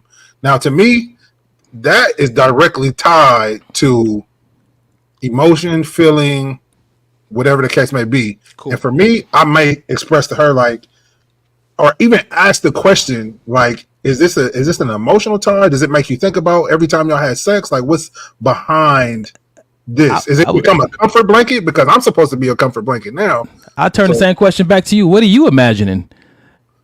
But I'm trying not to. That's why I'm communicating. And before my mind allows me to go down this long road, I'm gonna bring it to her and let her tell me what it is. And if it's nothing, cool, keep it. We're at the age now. Because the sweater's still in the room, quiet as kept. It should be, in my opinion. You don't have to clarify anything. This is my show. Wow. Jay called me. I see it this way, bro. We're at the age now where we might be, well, not you, because you're spoken for, but I'm at the age now where I might be dating someone who's widowed, had a spouse, and they passed away and whatnot. And so does this conversation change if it's a widowed spouse that they still, again, I think it goes back to, like, it wasn't a bad relationship. It just ended because of death. Like, do you still not try to take, no, you can't keep those memories from your first marriage. Let me ask you this. Yes, sir. This is a serious question. You go into this widow's house and on his, what used to be his side of the bed, he still got a pack of condoms. Are you going to use his condoms? They already been open. I don't use them anyway. Ask me another question. This nigga gonna be using all they old sex toys. Listen, bro. Listen, I'm financially responsible. Listen, the wise thing to do. I ain't gonna rebuy something because somebody can't regulate their emotions. Listen, don't let me and that nigga wear the same size shoe. I promise you, I'm gonna have his J's on. Nigga, don't play. Oh God! She got a type, so I'm sure I could fit something. I'm leaving here with something. I'm telling you. That's great. I got nothing to say. That's great. That's great. Oh, nutty professor. Y'all be tripping on the dumb stuff, man. You be tripping on the dumb stuff, man. Just like let it go, bro. Like 1,000%. Because I can do everything in my power to replace the jewelry, to replace the clothing, and all that kind of stuff, but I can't replace the memory. It still exists in your head. It's still gonna go through your head every now and then. You know what I'm saying, T? So listen. So let me wear the sweater on the show. Let me just. In fact, I've been trying to find this clothing line because I'm a supporter. I believe in what he's doing out here. Why does your person's ex have to be your enemy? That's wild. Oh, that's good. That's a good legitimate question. Can you see what that was? That's a good legitimate question. How many guns did she grab? Probably just the one. Can you go see what that was? I've been waiting for you to ask me. So they got a spinoff of the John Wick series, right? Yes, called Ballerina. No, I don't know about I know about the one with the hotel, but not the. It's called Ballerina, and it's from the John Wick universe or the John Wick world. It's a girl who wants to be like him. So tell Jay her mentor got a movie coming out. That's funny. But it's crazy though, because it's for real though. Going back to that point, why does your person's ex have to be your enemy? It's like it's innately built inside of us to hate that person, to dislike that person, to want to separate any memory and idea of that person from our person because they're my person now. Dang, this is tricky because so I was in a situation like that when I was married to Denham's mom. Her former husband, I hated him, couldn't stand him. If I saw him in the street, it was on site, no questions asked. But that's because of what she told me that wasn't true. So sometimes all you have to go by is what your person now has been telling you about your ex. So make sure whatever you telling your new person is the truth about your old person, because ain't no telling when they might meet. So me and him met, and we actually became friends. We We was cool. I would take Denham over to see his brothers. Like y'all was cool. Y'all trauma bonding.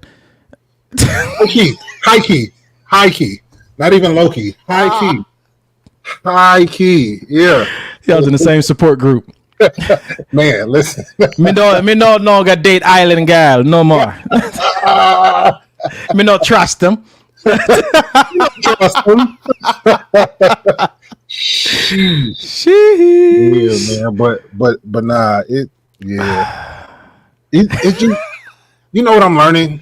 The closer or the more years that pass and I'm in the relationship I'm in, you really can't sweat the small bullshit. And I feel like it's stuff that maybe I would have sweated when we first got together, but now it's just like even today we were going back and forth about something, and it's something that easily it could have kept going, but it was just like, okay, and then we moved on with the conversation. Like, it's like, what are we doing? What are we investing in right now?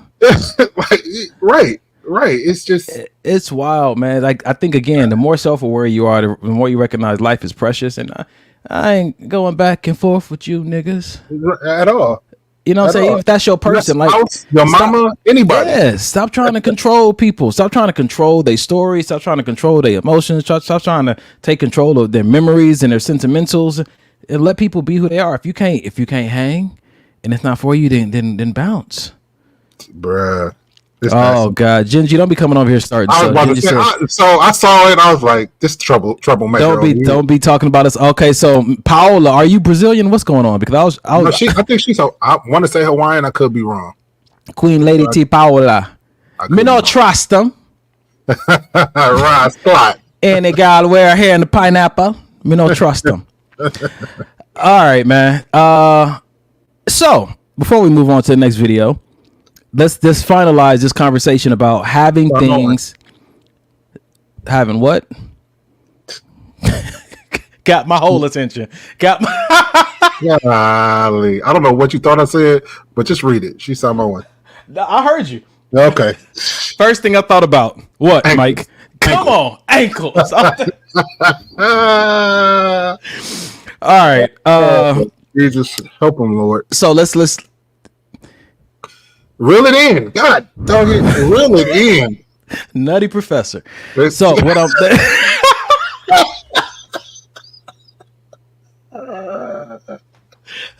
listen. Oh God. So what's the non-official should not be followed advice that we're giving people when it comes to having gifts and stuff that belongs to your ex? Before you tell her to get rid of it, see if it fits. If it fits, we're gonna go ahead and go into that. I love it. Hold on, you know what? There's a comment that Terry said, I think. Let me see if I can find it real quick. Here we go. Terry said, why does a person need to know where it came from? I have some earrings I love from an ex and I'm keeping them.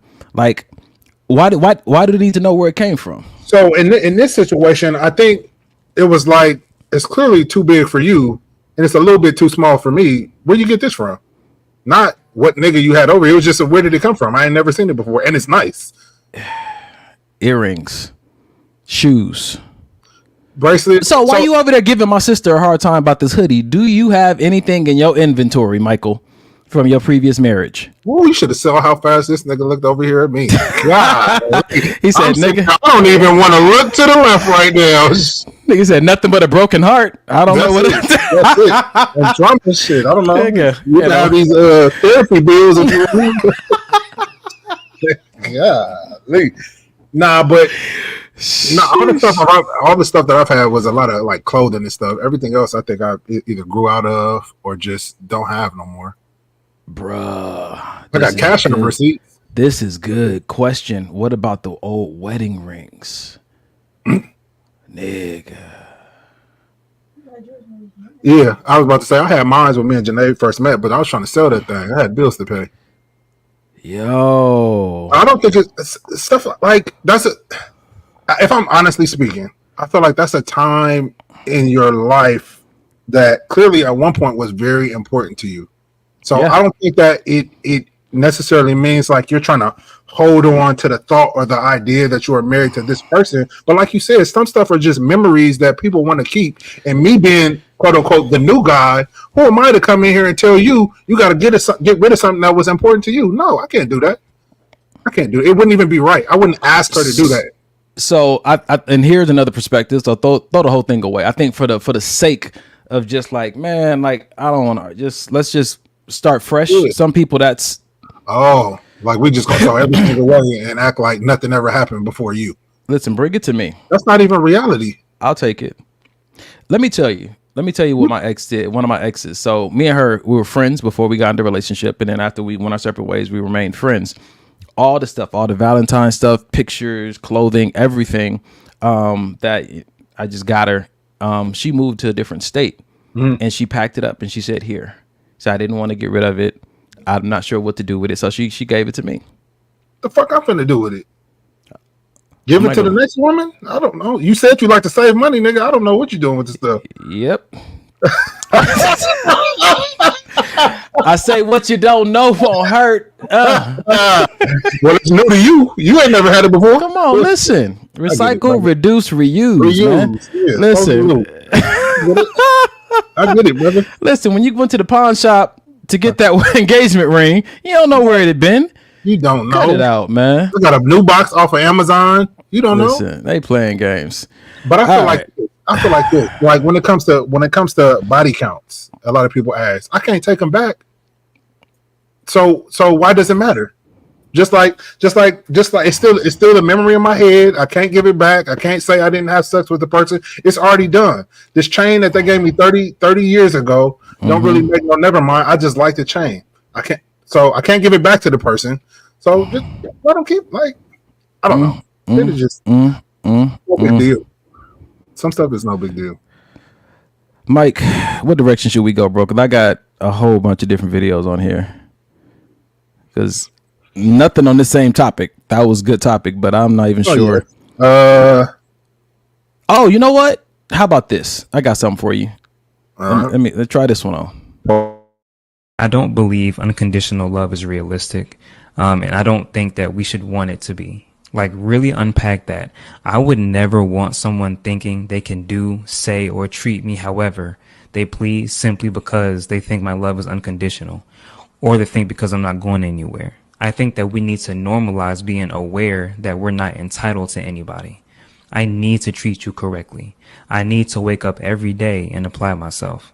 I need to put effort into what we have because I understand that if I don't, I run the risk of you being unhappy with me. And I also need to accept the harsh reality that people do have limits to what they can and can't handle. People can run out of patience because we're all human. I think that mentality is more conducive to healthy connections, whether it's romantic or familial. Realizing that we have to actually treat people well, because if we get comfortable not doing so, they could leave us and be well within their right doing so. So I know it sounds good. I know it feels good to hear. But what position are you putting yourself in if you tell someone, I love you unconditionally? Really sit and think about that. And think about all the times you did put someone before yourself unconditionally and look at where it got you. Okay, before we dig into that. All right. Paula said, now I just got the call back twice and I'm ignoring it because I'm watching y'all. He might get a call back on my time now. Listen, let me tell you, this brother been watching our show for the last 3 months. Yeah, that's you already know. All right, go for it, bro. Unconditional love. So I just want to read the definition of unconditional first. Unconditional means something is absolute, complete, and not limited by any conditions or reservations. So I'm I'm 1,000% in agreement. Agreement. I work with both of them. All good. Cool. Of what this brother said. Like, I feel like when people say that, they're not really, like he said, unpacking and taking into account what that really means. Unconditional means I'm saying I'll love you unconditionally, but then you murder my mama, slap my kid, and do all this stuff, and I'm saying I still love you. Like you people got to really like go there to really understand, and stuff that's way darker than that and way worse than that. That you're saying that no matter what happens, I'ma love you, no matter what. You ain't got to go that far. You ain't got to go nowhere near that far. Listen, you don't text me back, and it's been 3 days. my love has changed. It's a garden. You don't water it for 3 days. That shit don't die. And this is the crazy thing about it. Even in my logical mind, if I don't want it to change, it's going to change because whatever you acquire requires maintenance. You have to maintain it. You have to maintain it. So yeah. I feel like nobody has ever been given that mandate to love unconditionally but God. Hold on. How about this though? She said, I only say that to my kids. Is there anything Denim could... God dog it. Nah, I'm fucking with you. So that's so weird. So peep this. Listen, I'm about to call Denim right now. I'm about to call... Tell him your dad said on the air. The same place he had his nipples and navel out. That conditions to him loving love his likes unconditionally, but not your own son. Nah, I think for me, that would be probably my children to where I could honestly say like an unconditional type of thing. And even with that, I would have to sit with it and really even unpack that when it comes to children. It's easy to say now because I know how I feel about them. I know the things I would do for him and the lengths I go for him, but I would even still have to unpack that. But I feel like in my heart right now, hearing it sounds like, yeah, that's probably one person that I could honestly say that about. The fair thing to do is because you defined unconditional. You got to define love. Mm-hmm. Are we doing missionary? I think I don't trust none of them. Is love what I do for you or what I think in my heart towards you? Let's just start with that. An intense feeling of deep affection, a great interest and pleasure in something. So all of this looking like it's a feeling. So I'm going to have this feeling for you no matter what you do, say, don't say. I'm always going to have this feeling for you unconditionally. So, okay. So then what you think about this? Then Genji said, you can love somebody. Hold up.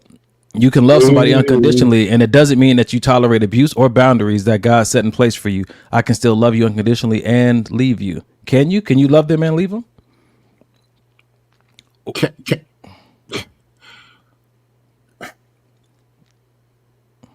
Unconditionally. Read it again. You can love somebody. That last part? Yeah. No, the whole thing. Okay. You can love somebody unconditionally, and it doesn't mean that you tolerate abuse or boundaries that God set in place for you. I can still love you unconditionally and leave you. How can you love somebody unconditionally that abuses you, though? How can you love your... What's that syndrome called when they start to fall in love with their abuser? With their abuser, yeah. There's that's not Munchausen. It's but yeah. So they have it also in the fight and flight and friend. Yeah, fight or flight, yeah. It's in there too. Yeah. And fight, flight, friend, freeze, all of them. Go ahead. Stop, drop, roll. Yeah. Get your eagle on. So yeah, I just don't know if, and I'm not saying Genji is wrong, but I just don't see. Is she right? I'm not saying that she's wrong. You're not saying she's right. I'm not now. Hello. Good. Hello. Boundaries being broken. Oh, hold on. It's called Stockholm syndrome. I got Stockholm. That's what it is. She'd have memorized that whole DSM. That's one of my friends who she know that thing by heart. Gracias. Most gracious.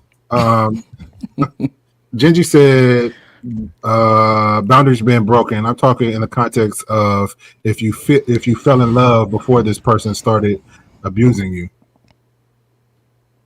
Man, I think I think that fall in love shit is overrated. I fell out, and I'm not putting it back in. I tell you, if I fall in, I can definitely fall out. Listen, because it wasn't about abuse. It wasn't in my control if I fell in. Like, right, I accidentally loved you and accidentally stopped. Can't tell you. Oops. I think it comes down to, we have this discussion about unconditional love, but it's so many different definitions of love out there. So what are we really saying? Yeah. Okay, so I got a comment. It says, within the context of the video, unconditional does not equal unconditional tolerance. Oof. It gets sticky. So okay. So I still love you unconditionally. But I'm not going to tolerate this behavior. But if you're not going to take the love away, then you saying you're not going to tolerate it sounds like a threat that right, you're not going to follow through on. You're taking yourself out of the equation, but keeping the love in the equation. If I leave, that means my love come with me. I can't leave it here and then go somewhere else. Well, you did. You still love your ex-wife. I never said I loved her unconditionally, though. That is true. That is true. That is very true. Not even at the ceremony? No. His brother said, listen, don't mess this up. Those are my wedding vows. That's it. Listen, don't mess this up. I think a lot of people they're looking for a place again, and I'm not gonna say everybody, but they're looking for a place where there is no accountability and nothing's required of them. They just they want to be able to do whatever they want, whenever they want, and it not change the environment. And this goes back to what we said earlier in the podcast. Sometimes it's not the person intentionally changing, but you brought a different dynamic to the relationship that's out of their control. Mm-hmm. When you understand that the environment's going to look like how both you guys take care of it, if you change and do something different, it changes the environment. Don't blame that person. You stop contributing, or you brought something foreign in, and now it's in the room. If we sleep in the same bed and you pass gas under the, listen, now I'm gonna have to make a decision. I'm gonna have to make a decision. I'll see you in the morning. Listen, that's cold feet to the back pushing you out one way or the other. Like, so I think that, how important is it for you to have somebody on this earth that loves you unconditionally, another human? Is that important to you? Nah. I think for me, it's God. That's it. Because I know I've done stuff and probably gonna do stuff in the future that somebody is gonna feel is fucked up. Because just like with your kids, when they're young, they look at you as God, because that's the only thing that they know. Oh, my daddy is big as earth. But the first time your kid sees you do something wrong, it's like, oh my God, you're not perfect. Okay, I still love you, but you're not what I thought you were. You just, and then when they get even older, oh, I'm a man and you a man. What's popping? Let's see. And I like what you just said, because it makes me think, like, did you ever really love me, or did you love your idea of me? Because if you said you loved me and never took into consideration my humanity, and now I've done a human thing and you're saying you don't love me no more, maybe it was never me that you really loved. Was that from Law and Order? Yeah. Doom, doom, doom, doom, doom. Come on, man. Come on, man. Doom, doom, doom, doom. Yeah. Interesting. Yep. Yeah. SVU. Yeah, that's my shit. Hey. But that was Ice-T, right? With his Yes, sir. Tutuola. All right. Tutuola. Focus. Yeah. I wanted to ask you a question before I go to this chat. Do you love yourself unconditionally? No. Well, gotta be honest, right? Gotta be honest. It's things that I still work on. Like I said, therapy and just get into the place where I can actually say I love myself, period, is a big step for me. So we haven't gotten to the unconditionally yet. Because I feel like, listen, I feel like it's hard to love anything unconditionally if there's still unforgiveness. If I still have things that I hold myself that I haven't forgiven myself for, how can I then love myself unconditionally and I haven't forgiven myself? Man, I'm wondering what these conditions are, though. Like what is the if this happens, I'm going to do this? Is it that I'm taking my love away, or I'm altering your access to me? Or because it doesn't necessarily mean unlimited access, unconditional love. Are they the same thing? When people saying I'm gonna love you from over here, I'm just going to move to a more appropriate place to where I can still be in contact with you and still not be denying myself what I need, or still love. That's a condition, so that can't be unconditional. Yeah. All right, there it is. So let's see if Jid can bring some. Mother Earth says, when someone no longer loves you unconditionally, it can feel painful and confusing, especially if that bond was once strong. It may happen for various reasons: emotional distance, unmet expectations, changes in life circumstances, or unresolved conflicts. When this happens, it can lead to feeling of loss, rejection, or a sense of betrayal. However, it's essential to recognize that love, especially in human relationships, is complex and can evolve over time. People may go through phases, and she's still writing, so I'm gonna get to the rest of that. But I just want to say, it's good on the first date to make sure someone knows how to read. So if you just saw what I did there, let that be your first requirement. They can read. It's just good. It's fundamental. It is. Go ahead, bro. 1,000%. No, that's yeah. Yeah. Okay, I just feel like it's so much to. How do you get to a place to where, again, unmet expectations, changes in life circumstances, unresolved conflicts? How do you get into a whole marriage and haven't taken time to consider at least a vast majority of the possibilities that could happen in this marriage? I think that sometimes you do that when you're in premarital counseling, or sometimes people only consider the ideal version of what they want, and they don't even prep themselves for anything that's not even remotely close to what they're looking for. And so it's easier for them to have more conditions that will take them out of that marriage. Can I ask a question? Because it just hit me. So CeeLo said, but it doesn't mean you tolerate nonsense. Then that's a condition. That's not unconditional. If your condition is, I won't tolerate no bullshit, I won't tolerate XYZ, then that's a condition in itself. Unconditional means there are no conditions. There is no ceiling. There's nothing that I can hit my head up on because there's no condition. The definition said no limits. I love that you called her CeeLo though. That's hilarious. Yeah, that's the homie. I'm pulling the Donnie. Is that not okay? You are. Carla, it wasn't me. It wasn't me this time. CeeLo, I'll talk to you later about it. Interesting and concerning. Yeah. I'm asking you these questions while I'm considering it for myself. Do I love myself unconditionally? Because look, if I can say, I'm sorry, I didn't even cut you off, but honesty. If it came off rude, I'm not even sorry. Okay, exactly. Dirtbag, we know. Come on, listen. Come on, let me be me. Let me listen. Cook. I never expected better of you. My God, come on, listen, live your life. See, this is why this works. 1,000%. Exactly. I know who you are. I know your character. I know the type of man you are. Reckless nigga. Go ahead. No, but like if you can say a but after I love you unconditionally, but then it's already not unconditional. I love you unconditionally, but I won't put up with. It's not unconditional. I love you unconditionally, but if you, then it's not unconditional. Check this out. To love someone unconditionally can't be based on behavior or action. It has to be a love of that person as a being, period. Because behaviors have consequences. That doesn't mean the love must be removed, just as in parenting. And so what I'm pulling from that is, are we maybe considering that when I say I love you, is saying that I'm committed to investing in the betterment of you, regardless of what you do. That in that space, that opens me up to, again, not unconditional love, but it's just love in general, saying like, I may have to do that from over here or where I'm safe. But when I say I love you, it's not because of what you do for me, but because of what I'm committed to do for you. I agree with that 1,000%.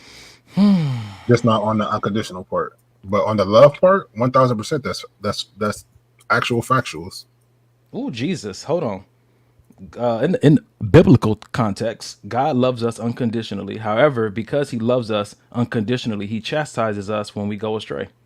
Does it mean he has conditions? Wait, say it again.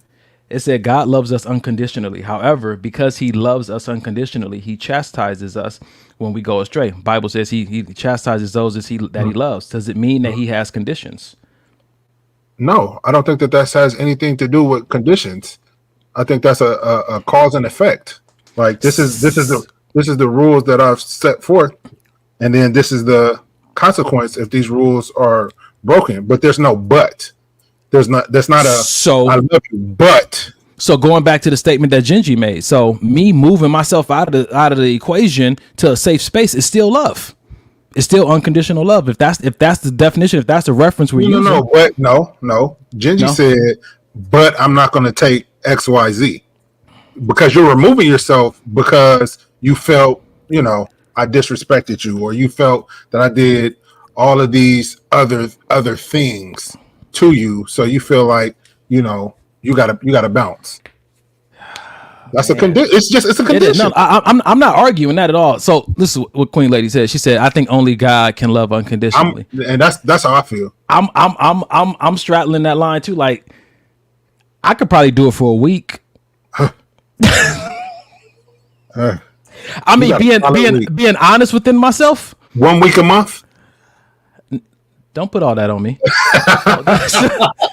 You thought about it. Listen, no. This is a good conversation. Damn. Gingy said we were called to be just like him, speaking from a place of Christianity. I sent a post to my friends. I sent a post to my friends this week, and it said that God loves you, and I'm trying. And Gingy said that one. That's you, 100%.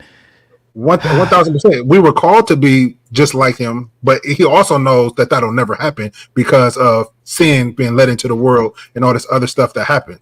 So God is not expecting anybody that's on this earth to be perfect ever. So if he's not expecting anybody to be perfect, does that also mean that everybody is perfect just how they are? They're just not perfect like him. I think it's more of a progressing thing as opposed to a perfect thing. Like we're always seeking to move towards that mark, and we're shooting for that mark. But at the end of the day, it's an impossible goal. I'm not shooting for no more impossible goals in my life. I'm not doing it. One nigga, 500 is enough. I heard that. Except me. 500 is your limit. Listen, and credit score. Listen, let's get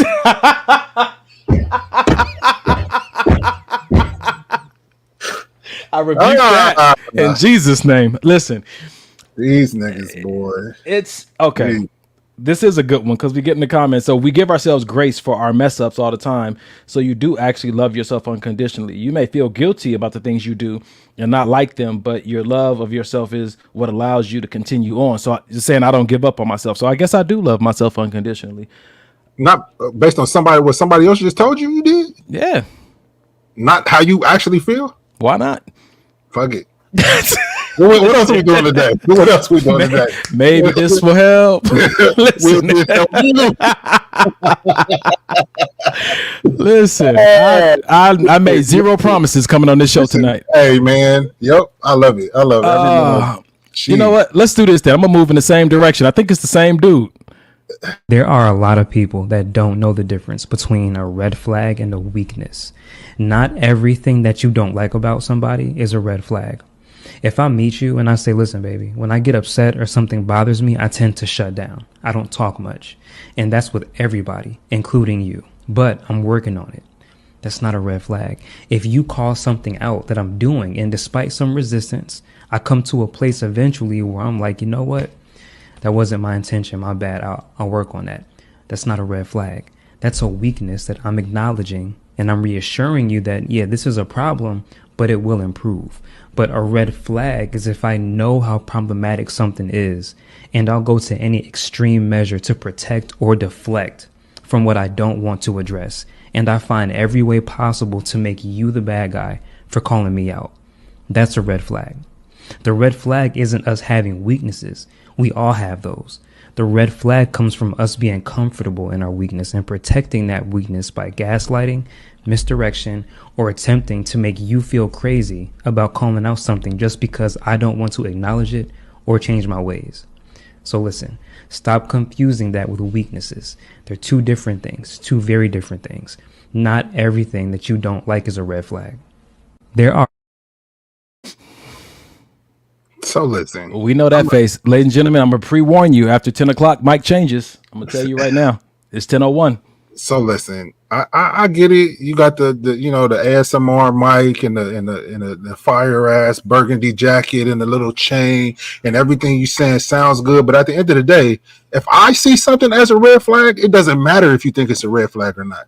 It's my red flag.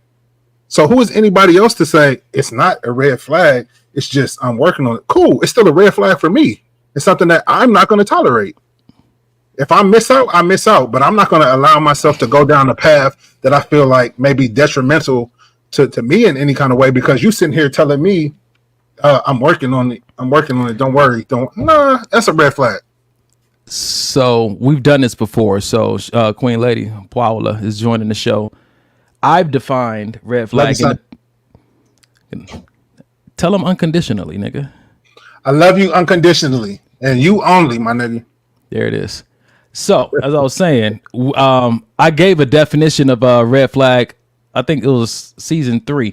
And so my definition of red flag is to have a psychological allergy to a person's behavior. And so I don't think it's something that you can control. It's something that triggers you in a certain way that now deems this environment unsafe for me, right? You know what I'm saying? With me, it's peanuts, right? If there's peanuts in something, or I taste like I have a reaction that I'm not choosing to have. So I think a red flag is the same thing. That's why I don't say a person is a bad person just because their behavior, I'm allergic to their behavior. You know what I'm saying? So I'm careful about that. So I'm kind of agreeing with you. I just want to hear a little bit more about, do you think they're different? I do think they're different. 1000%. I think they're different, but I also think, yes. So to answer your question flat out, yes, I do believe that they're different. I just don't believe the section where he said, you know, basically, for instance, Janae's coming to me and telling me, you know, the when you do XYZ, that's a red flag for me. And I'm telling her, no, it's not a red flag. It's this. I can't tell her that. For her, in her mind, that's her red flag. I can't take that away from her. That's your red flag. I get it. I can acknowledge it. Even if I say I'm going to work on it, whatever the case may be, that's cool. But for her, it's still a red flag. Even if it's a trigger from something in the past, it's still a red flag for her. And this is why I like to parallel it next to an allergy, because you can reverse your allergies, right? Through micro dosing. You know what I'm saying to you? Right. Yes. I have a peanut allergy. If I put peanut oil on my feet every night, put on some socks, I can actually build a certain kind of immunity against that, and my body can start to embrace it. And so when you look at it from that standpoint, well, like she said, I think everyone has their own red flag. I don't know how I feel about that statement. You know, not that I have to feel any type of way about it, but I think that, again, a red flag is not something that we walk around with, because I'm just doing me. The red flag is how it affects you. Right. I'm not a walking red flag. Somebody could love everything that I do. That's so you can't label me as a red flag. It just doesn't work for you. It's your allergy. That's right. Why are you mad at the peanut, nigga? The peanut ain't done nothing to you. It just don't work for you. Yep. Somebody out there throwing them back. Exactly. And that's why we have a choice. Cool. It's a red. Cool. Somebody else likes this. Yeah. Likes when I do XYZ or appreciates that I do XYZ. For you, it's a red flag. That don't mean you wrong. That don't mean I'm wrong. And I don't need to shut down the peanut industry, right? 1000%. So listen, so let me tell you this. All them niggas. Damn. Nigga went Black History on me. Wow. Yeah. Nigga, he was out to kill me. He had my death in mind when he invented peanuts. Assassin ass nigga. Listen, I'm gonna tell you like this. If I meet someone and I notice their behavior is a problem for me, I have some choices that I can make, right? Mm-hmm. Because I may need that person in my life, but have a serious problem with something that they do, recognizing that they're not the problem. It's how I'm able to or unable to engage with that part of them, right? So when I go to a nutritionist and I'm talking about, man, trying to get more lean and burn fat, the first thing they say, trail mix, get some peanuts, get some almonds, do that thing. And I'm like, they're like, that's what all the bodybuilders do. And I'm like, I can't do that. Yeah. And they was like, you're gonna have to figure something out because that's what you need in order to get the results you want. And so while we're sometimes yelling, this is a red flag, da da da da, that full responsibility of changing that may be on you. Because it doesn't mean a red flag doesn't mean that person's toxic. Come on, man. This is something that you're struggling with about this person's behavior. So again, now I don't want us to just totally dismiss toxic behavior. I do. I just and ladies and gentlemen, that's a wrap. That is a wrap. That's terrible. Continue, sir. Listen, Carrie said red flags versus weaknesses, conditional versus unconditional, allergies and microdosing. Dang, there's so much to think about. Listen. Jeez. Oh God, man. Listen. Man. I think we're gonna get out of here. It's 10:07. You know, I want to give the audience this as we leave, because we do close with we like to close on a mental health note. And so this is video associated with the mental health note for tonight. Let me see if I can find it real quick. Nope, that ain't it. Here it is right here. So I'm gonna play this video and then we're gonna do unless you got something else you want to say, Mike. Nah, Queen Lady T almost likes you. Almost.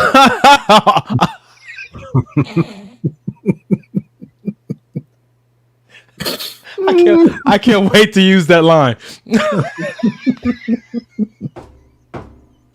Almost, golly. Oh my goodness, that's unconditional liking. Like, how do you? I condition, nigga. Okay. So, on that note, yes. God has been so good. Good, just ain't good enough. He's been better than good to me. God is. Were you able to read it? Nah. Nobody can trigger your emotions without your permission. Learn to be calm and centered. God has been so good. Good, just ain't good enough. He's been better than good to me. That's good. So the reason I put that up, because I feel like it ties into other parts of our conversation tonight, to where we do often, maybe programmed this way, try to pass the buck of our mental health to the communities and the people that are around us, instead of taking radical responsibility for our own regulation and for our own narratives and for the watering of our own garden, our own mental headspace, right? Because what's happening around you only gets in you through your permission. And so, as we've been talking about in the show tonight, you know what I'm saying to you, at the end of every podcast, what we like to do is offer a mental health resource, and that is 988. If you're going through a personal crisis, no matter what it is, suicidal thoughts, any kind of depression, you're thinking about self-hurting, self-harming, if you're just trying to figure out why this person doesn't like you or why you can't get over this situation, you're having struggles with a sibling, you and your mom ain't getting along, something like that, you can reach out to this number, 988. You can get connected to a support group, a therapist, and other little practical resources on how to deal with whatever that crisis is. Never think that your situation isn't a crisis. If it's uncomfortable for you, reach out for help. You don't have to do it alone. We've had multiple people who watch this podcast. Tap into this number. You can call it from your phone. You can go online, put in 988. You can chat with someone live. They follow up with you. They get you connected to the resources. Maybe we said something tonight that got you in a headspace starting to think about something that, we're not available throughout the week to talk about these things with you, but they are. 988 is a number that you can call. And I love to say this part, man. If you know somebody who's going through something, call that number to see how you can best help them, because just because you care doesn't mean you know how to care. Just because you care doesn't mean you know what to do. Sometimes care comes off as added pressure to a situation that somebody's already struggling with. So 988 is a number you can call to get some help and support, and whatever your personal crisis may be. Got anything you want to add to that, Mike?